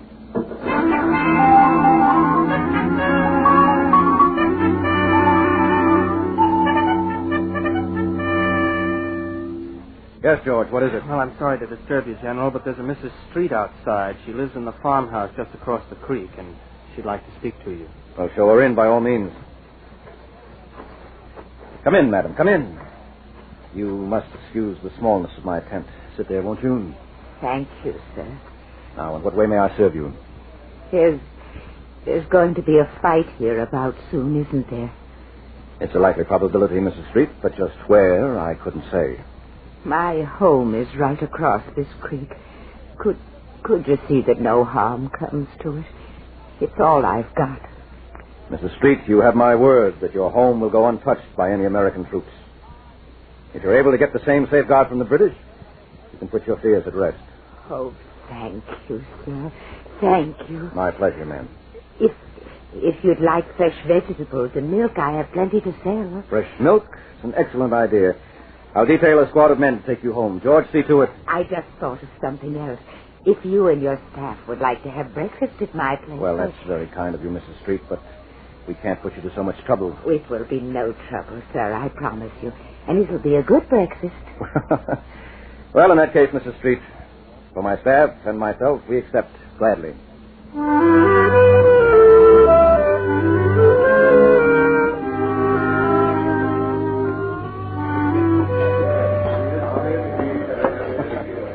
Well, Mrs. Street, you surely know the way to a man's heart. Oh, sir, if I'd had more time, I'd have served you gentlemen a real breakfast. If I had any more to eat, I wouldn't be able to move. God bless you, Lieutenant Watts. Oh, excuse me. Gotta get a handkerchief. Hay fever. Some more coffee, General. Just one more cup, Mrs. Street. I must get... For the love of... General, it's a trap. Indians coming across the field. Come on, run for it. We gotta reach the bridge. Save your breath and run.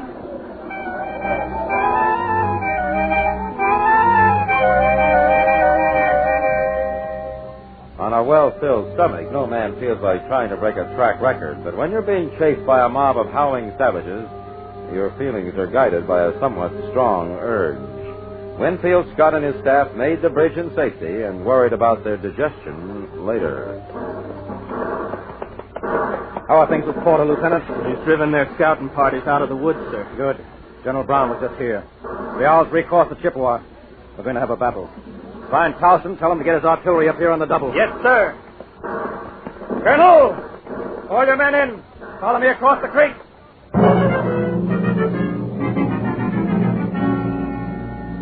And now the battle.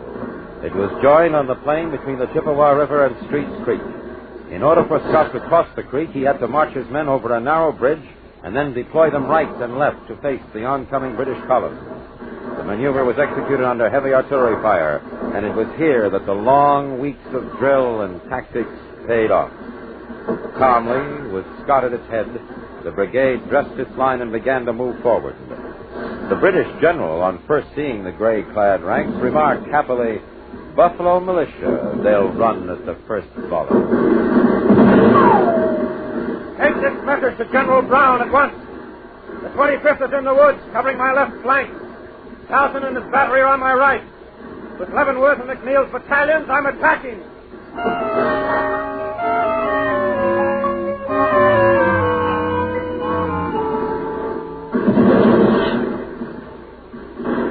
As the graycoats, whom the British general had mistaken for militia, moved steadily forward, he changed his tune in amazement.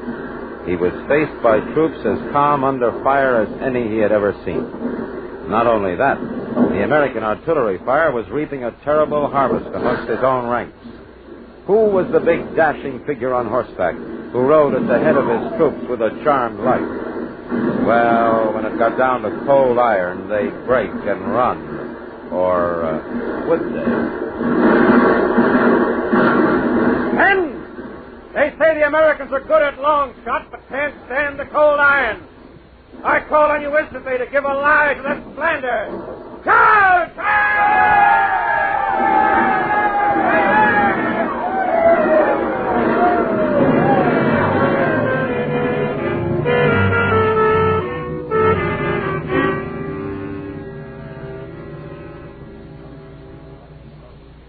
Well, George, you've lived through your first battle. Feel like another? We beat them, sir. Badly. Yes, but one battle doesn't win a war. We'll meet them again tomorrow, or the next day, or the next. It was a wonderful victory, sir. Yes, but not as you think, George. It isn't so much a victory because we won a battle. It's a victory because we've proved here today that American troops, when properly trained, are as good and better than the best. I'd like to add something to that, General. When properly trained and properly led. Well, you flatter me like that, and I'll have to make you a captain.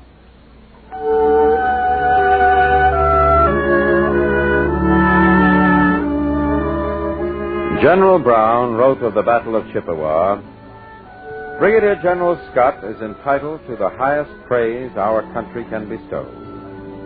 To him, more than any other man, I am indebted for the victory of the 5th of July. Even though the battle was a relatively small one, and Winfield Scott went on to win bigger and greater victories both on the field and in his life, it marked an essential milestone in American military history, for it proved the necessity and value of adequate training and organization. It also did much to encourage the formation and maintenance of a regular army that could be proud of itself. In 1815, in commemoration of the Battle of Chippewa, the War Department ordered that the uniform of the cadets at the Military Academy be thereafter of the gray cloth worn by the 1st Brigade on July the 5th, 1814. Proudly we hail Winfield Scott, soldier of his country.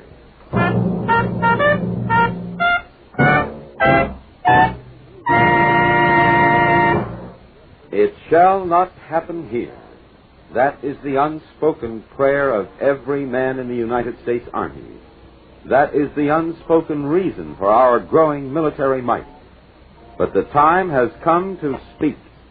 The time has come to tell of that small phrase, those 5 words, it shall not happen here. Let us speak only to those young men of America who have not taken pause to think. Let's shout it in a voice that will reach into every city and village, across the length and breadth of this great land. Young man, you are needed. You are needed to help preserve the peace. You are needed to serve in your United States Army, to ensure for your loved ones that it shall not happen here. You are urged to visit your local United States Army and United States Air Force recruiting station at your earliest opportunity and ask about the technical careers of the United States Army. The need is urgent.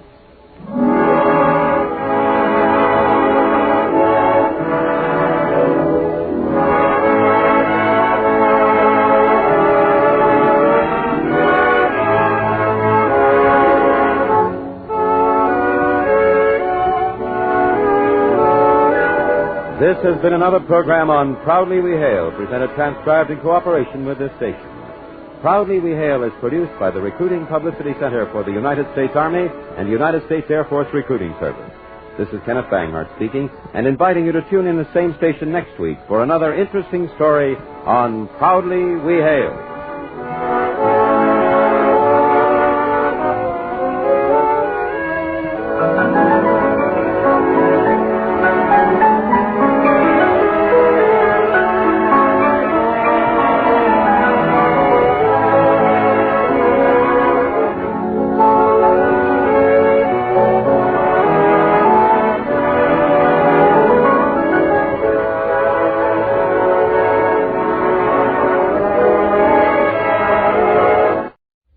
Wine brings you Basil Rathbone and Nigel Bruce in the new adventures of Sherlock Holmes.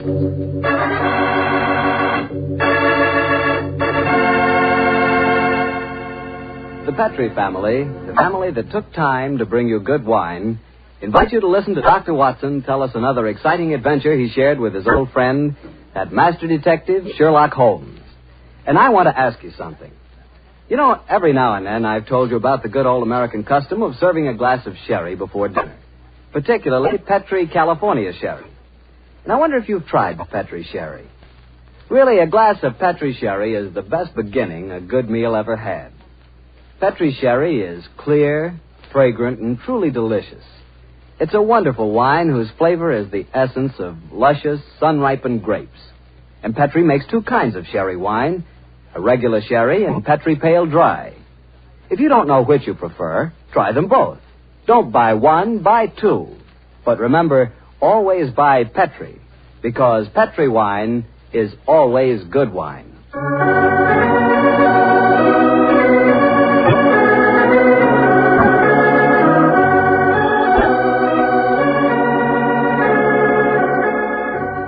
Well, I'm sure Dr. Watson's ready for us. Let's go in and join him, shall we? Come in. Good evening, Mr. Bartell. Good evening, Doctor. Quiet, Willie. Quiet, Willie. Lie down. The dogs seem very pleased with themselves tonight.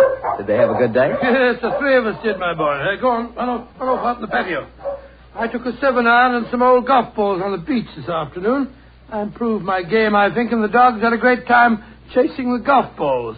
On the way home, the little rascals had a furious battle with an elderly pelican, so their day was complete.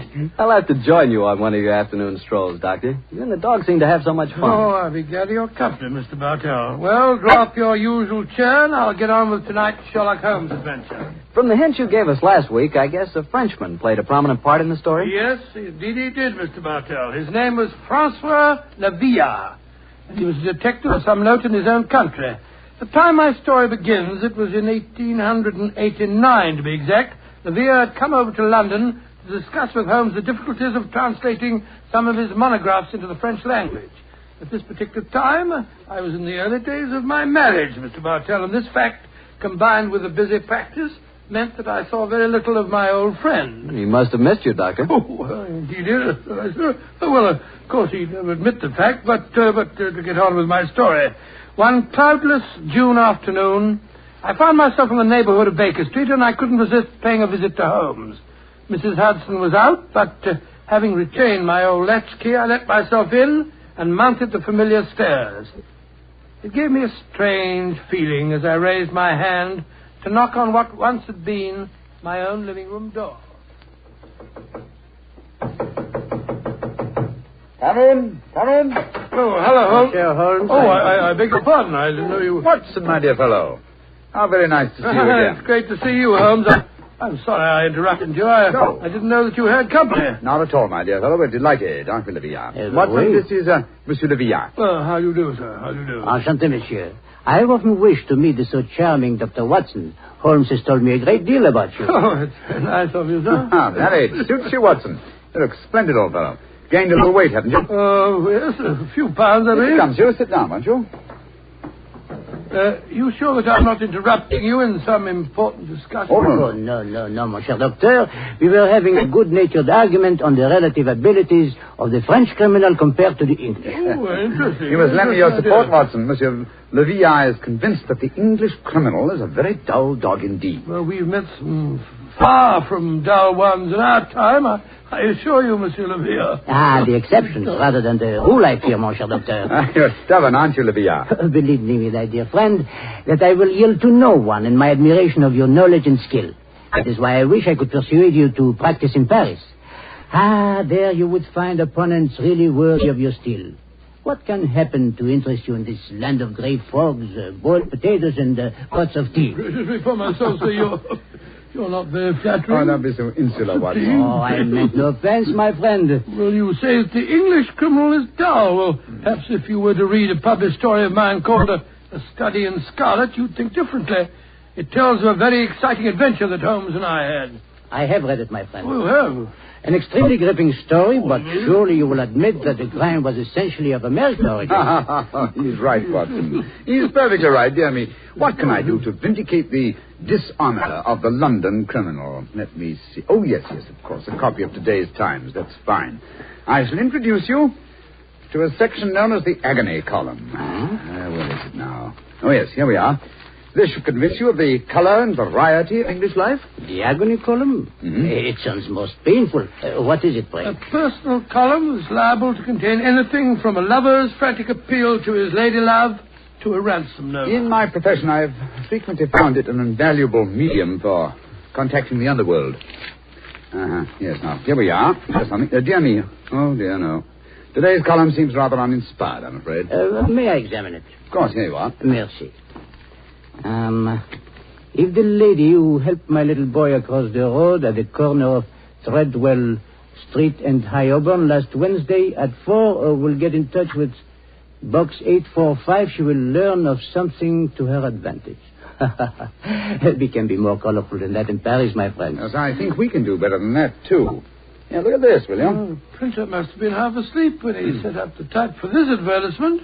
Will any gentleman interested in discussing cryptography and cipher writing please communicate with Box XQL 696, The Times? Oh, I fail to find this message any more stirring than the preceding one. You notice the execrable printing, don't you? Indeed I do. It is all mixed up. The first word, will, starts with a capital W and a capital I. The second word, any, starts with a small a, and then has a capital N and Y. It is a shocking example of typography. And when it occurs in a paper noted for its excellence in typesetting, one realizes that this is no mistake. What do you mean, huh? This is undoubtedly a code message. Oh, come now, my friend. I defy even you to make a mystery out of the printer's negligence. I accept the challenge, my dear Levian. If you recall, the Baconian bilateral cipher depends upon the use of two sizes of type. If we group the letters in units of 5, the arrangements of small and capital letters within the group should give us the message. Now, let's see. 2 capitals followed by 3 small gives us the letter H. Then 2 capitals, 1 small, 2 more. That gives us E. H. I still think you're trying to make an adventure out of a mere printing accident. No mere printing accident could so readily fall into one of the great traditional ciphers. Now, let's see. This message reads H-E-L, help, Q, too small, Q-U-I, quilter, help, quilter, L, too small and large, elms, help, quilter, elms, there it is, yes, penge, help, quilter, elms, penge. Help, quilter, elms, penge. What does that mean? Presumably that a man named Quilter, who lives at a house called the Elms, in the village of Penge, needs help. Ah, I see it now. A helpless victim held prisoner. He smuggles out this message as a harmless personnel, with strict instructions that it be printed on this art form. He knows that the amateurs of cryptography, to whom it is addressed, will decipher this call for help. Et voilà. Monsieur Villa, you seem ready to grant that adventure can exist in London, after all. The advantage, my dear Watson, of a more mercurial temperament than we Englishmen possess. Well, Levian, what about it? Shall we set off for Penge and rescue the ingenious Mr. Quilter from whatever dire fate awaits him in the elms? I'm all impatience. Splendid. Watson, I suppose you're too busy to join us. Too busy? Well, in your practice, I'm sure that you have patience to attend to. Yes, of course. As a matter of fact, I have 2 further visits to make today. One to a peppery old miser who has gout, and the other to a wealthy society woman who has acute attack of hypochondria, as they call it. Little blazes with them to hell with both of them. I'm coming with you, Holmes, if you want me. Bravo, Watson. Then grab your hat and coat. The game's afoot.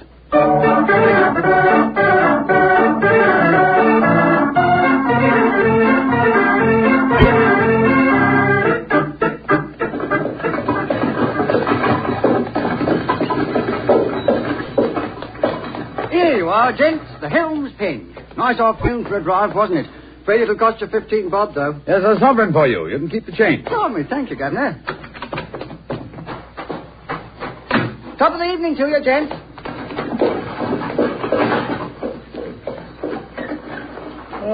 So, this is the Elms, eh? Quite a bit of land for such a modest neighborhood. To call it the Elms seems remarkably inappropriate. I cannot see an elm tree in sight. So you see, Levian, the English have more imagination than you give them credit for. Are you just going to walk up to the front door and knock, Holmes? Why not? The direct approach is often the most satisfactory. Oh, you disappoint me.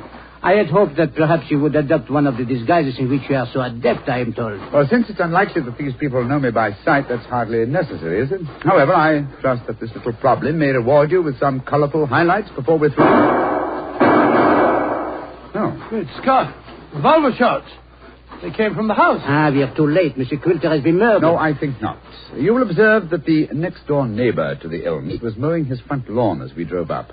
He is still engaged in the same occupation. Obviously, revolver shots attract little attention in this vicinity. Mon Dieu, you mean that violence and sudden death are so common that they do not attract even passing interest?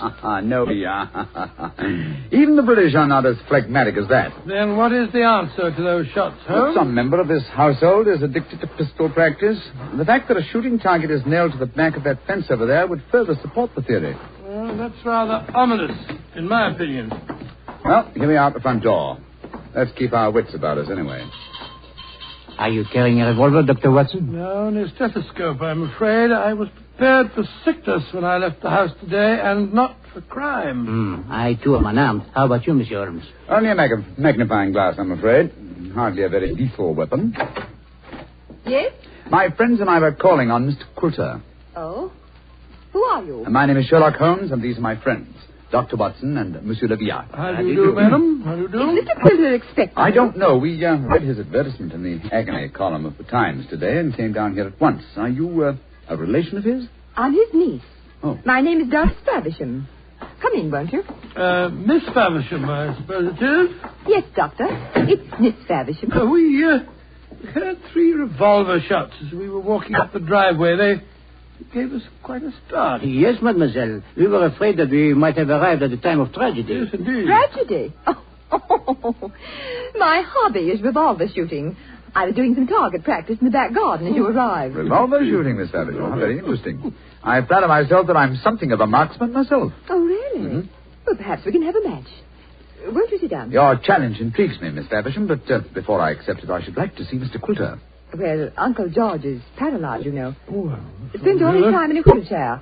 I'm not at all sure he'll see you. Well, at least you can ask him, can't you, Miss Faversham? It is his custom at this time of the day to take a little nap. Perhaps tomorrow... Doris! He's still awake. Who's here? Yes, Uncle. Some men have come to see you, Uncle. Well, bring him in. Bring him in. Follow me, gentlemen.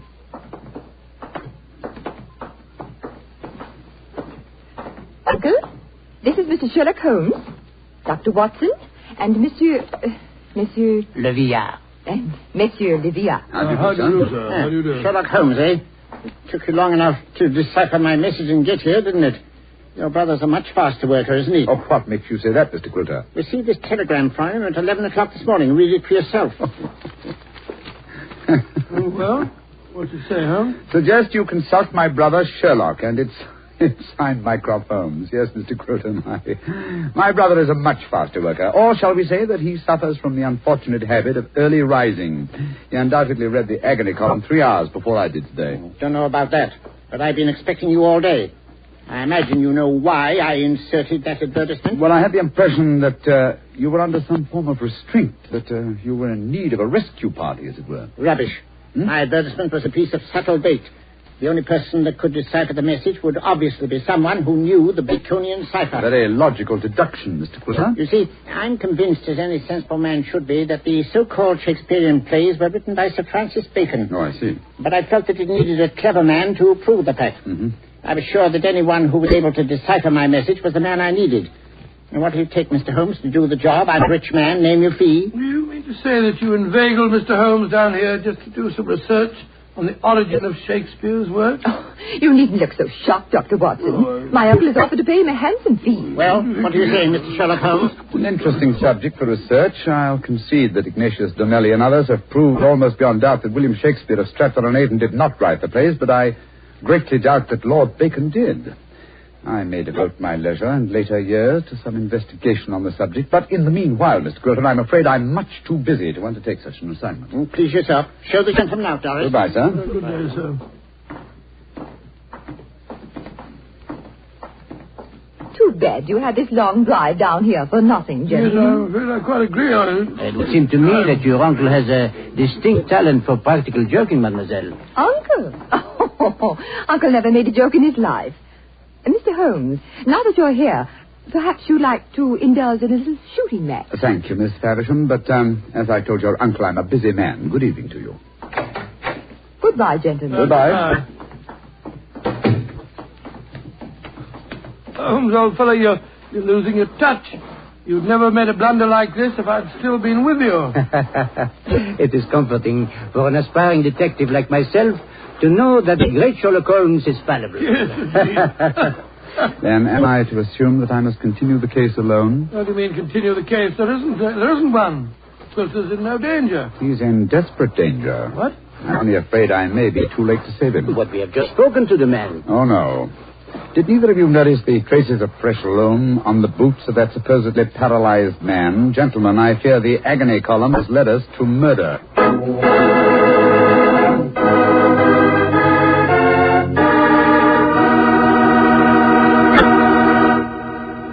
You'll hear the rest of Dr. Watson's story in just a second. Time enough for me to mention that any meal is a better meal when it's served with a Petri dinner wine. If you're having chicken or fish, use Petri California Sauterne. Petri Sauterne is a subtle, delicately flavored white wine that looks and tastes like captured sunshine.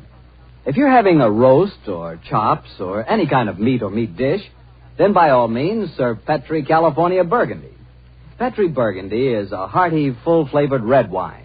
One of the most delicious red wines you ever poured from a bottle. Why not get a bottle of each? Petri Burgundy and Petri Sauterne. Then, no matter what you have for dinner, you'll surely have the right wine, a Petri wine. Well, Doctor, why did you have to break off your story there? Well, I had to break it off somewhere, Mr. Bartell, and that seemed to be the most exciting spot. It certainly was. I was convinced that the great Sherlock Holmes had been fooled for once.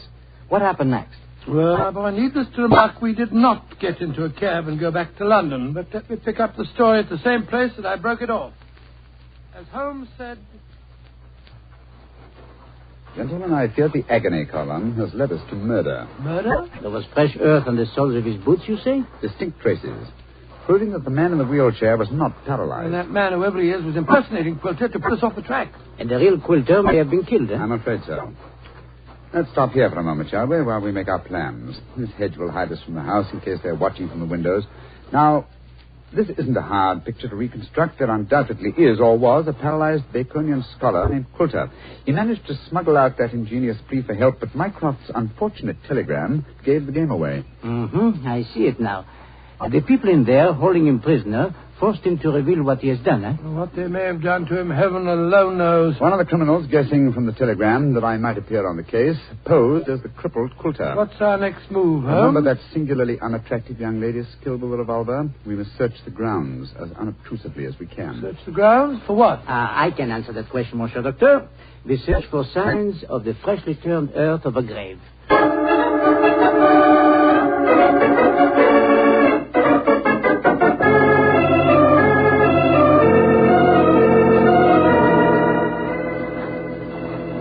We didn't find any traces of the poor devil's corpse, thank heaven. No. A great disappointment. Jeremy, you're very bloodthirsty to be young. Hello. Look at the old fellow trimming the hedge over there. Must be the gardener. Let's have a chat then, shall we? May be able to give us some information. Good evening to you. Evening to you, gentlemen. Really? You work for Mr. Quilter? That I do, sir. That I do. Very fine work, too. I've seldom seen a better kept garden. I thank you, sir. I do pride myself in my work. I wonder if you can help me. Be glad to if I can, sir. Did you see a telegraph boy deliver a message here this morning? That I did, sir. The boy came here about 10 o'clock this morning. I was a clipping the front edge at the time. And you've been working here ever since? Yes, sir. Brought my lunch with me today and ate it in the garden. Has anyone entered or left the house since that telegram was delivered? No, sir. No one except yourself. I see. I suppose you occasionally run errands for Mr. Quilter? Not much these days, sir. The poor old gentleman keeps his chair in the house pretty much all the time, sir. I did run a message for him yesterday, though. Oh, you did? Hmm? Where to? Well, sir, I was pruning the rose bushes under his study windows when the window opens and his hand comes out with a message.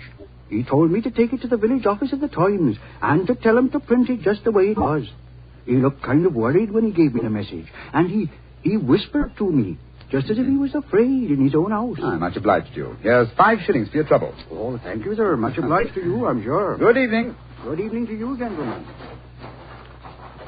Oh, so that's how the message was smuggled out. And no one has come to the house or left it since that telegram was delivered. Therefore, Quilter or his body must still be inside that house. We are going to search the house? Yes, we are. But we're not armed, and they certainly are. They probably won't even let us in. Yes, they will. We have an infallible key to entry, a woman's vanity. Come on.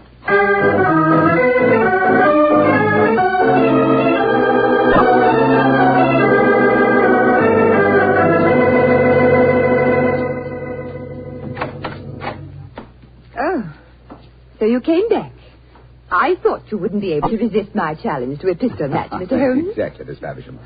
We had difficulty in finding a cab and decided to take a train back to London. There was an hour's wait, so I thought I'd accept your challenge. Good. Come in. We'll go into the back garden. Thank you. Don't talk loudly. I think Uncle's asleep in the next room. Don't bring anybody in here, Doris. I want to sleep. All right, Uncle. This way, gentlemen. If your uncle wants to sleep, seems a funny sort of alibi. Oh, well, he's used to that, Doctor.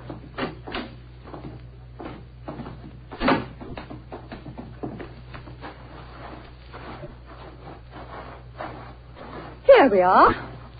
This is the 50-yard range, Mr. Holmes. 3 shots. Best aggregate 4 wins. How much do you want to bet? You made a mistake. Made mistakes, Miss Faversham. A sovereign? Certainly. You take the first 3 shots? Very well. I must just check that it's loaded. Yes, 6 bullets. All right, here I go.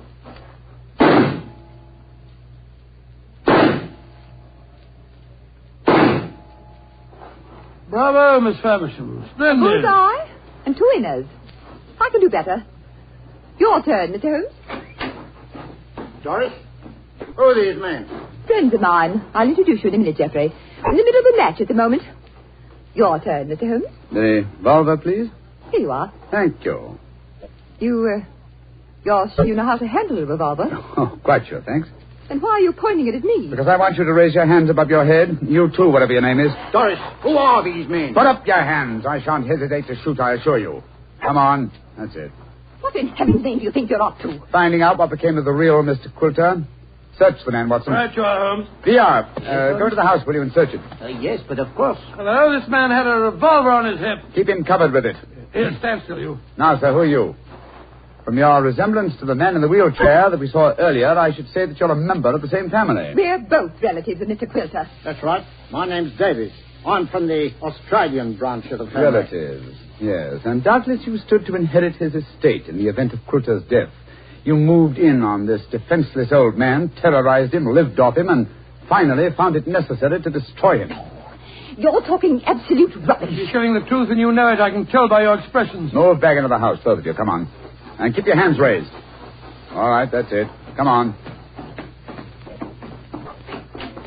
Lead the way into the study. The man posing as Mr. Quilter is still there. We heard him call out as we came in. Yes, we might as well confront the 3 of them together. Yes, he's still seated in the chair. He seems to be asleep. Via! Did you find anything? Not a trace of the missing men, Monsieur Holmes. Davis, what did you do with Mr. Quilter? I didn't do anything with him. Of course not. He's sitting there in that chair. If you're lying to us, we know that man's an imposter. This is a fantastic situation. Nobody's left this house since the telegram arrived, and nobody has come to it, yet Mr. Quilter has vanished. Good Lord, how could he sleep through all this talk? You'd think he'd been drugged. Villa! We're idiots. You are unquestionably the most promising detective in France, and some people have been kind enough to grant me a similar status in England, and yet my old friend Watson has just solved the case. Nothing. Just too happy to... What? Solved it? Well, how? Listen to the breathing of that man in the chair. Huh? He's been drugged. There sits the real Mr. Quilter, the persecuted victim who sent a cipher message for help. The man we spoke to earlier. Was you, Mr. Davies, impersonating Quilter. After you'd received us, you took off your disguise, adopted an Australian accent, and then hid your drug victim by placing him in his own wheelchair, knowing that would be the last place we'd look for him. And they would have kept him here until we had gone and then murdered him. What a devilish plot. Well, what have you got to say for yourselves? It was Jeffrey's idea, not mine. I didn't have anything to do with it. That's a dirty lie. You were in this as much as I am. Oh, this is splendid, simply splendid. Please continue the argument. It'll make interesting evidence in court. You can't take us into court. Of course you can't. What's the charge? Quilter's still alive, isn't he? When Mr. Quilter revives under Dr. Watson's ministrations, you will be charged, I have no doubt, with attempted murder, abduction, sequestration, duress, and probably several other counts. Monsieur Villard, if you will find us a cab, we'll take these miscreants to Scotland Yard. Our work is done.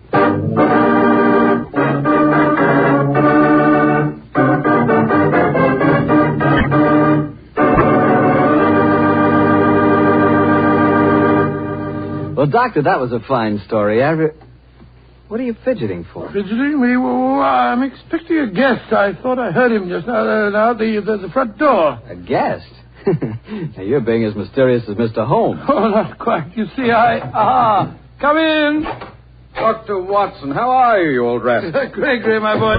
It's great to see you again. Mr. Bartell, meet my friend, Mr. Gregory Hood. Not the Gregory Hood. Mr. Bartell, I like the way you say that. Yes, Mr. Bartell, this is the Gregory Hood. Mr. Bartell, if you listen to Dr. Watson, he'll lead you to believe I'm much more important than I am.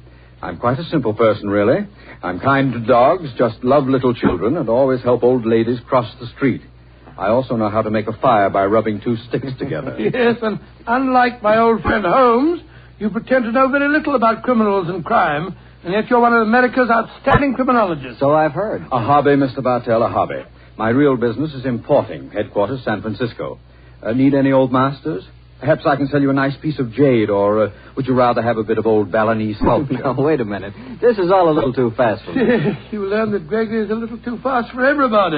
But, Mr. Bartell, I'm sure you'll get to know Mr. Hood a good deal better. You see, as I've told you, I've always wanted to take a trip back to England, and now I have a chance to do so. But, Doctor, won't I see you again? What about our story? Oh, I shall be back in the fall, but meanwhile, I've asked Mr. Gregory Hood to get together with you at this time every week and tell you some of his experiences. Which, of course, makes me feel very important. Mr. Hood, as you know, has been involved in many famous cases dealing in crime. His importing business and his hobby criminology are a strange combination. I learned that he keeps a diary of these cases, and it's a fascinating book. The Case Book of Gregory Hood. The Case Book of Gregory Hood. Sounds intriguing. Intriguing? Huh. It certainly is. Thank you. Well, then I can tell all our friends, be sure to listen next week at the same time and every Monday night through the summer to The Case Book of Gregory Hood.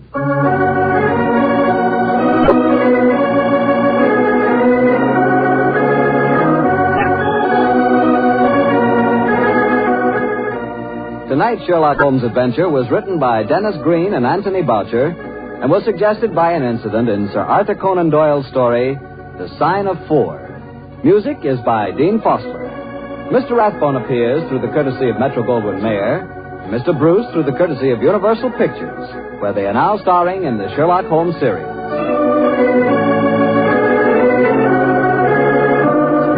The Petri Wine Company of San Francisco, California, invites you to tune in again next week, same time, same station. Sherlock Holmes comes to you from our Hollywood studio.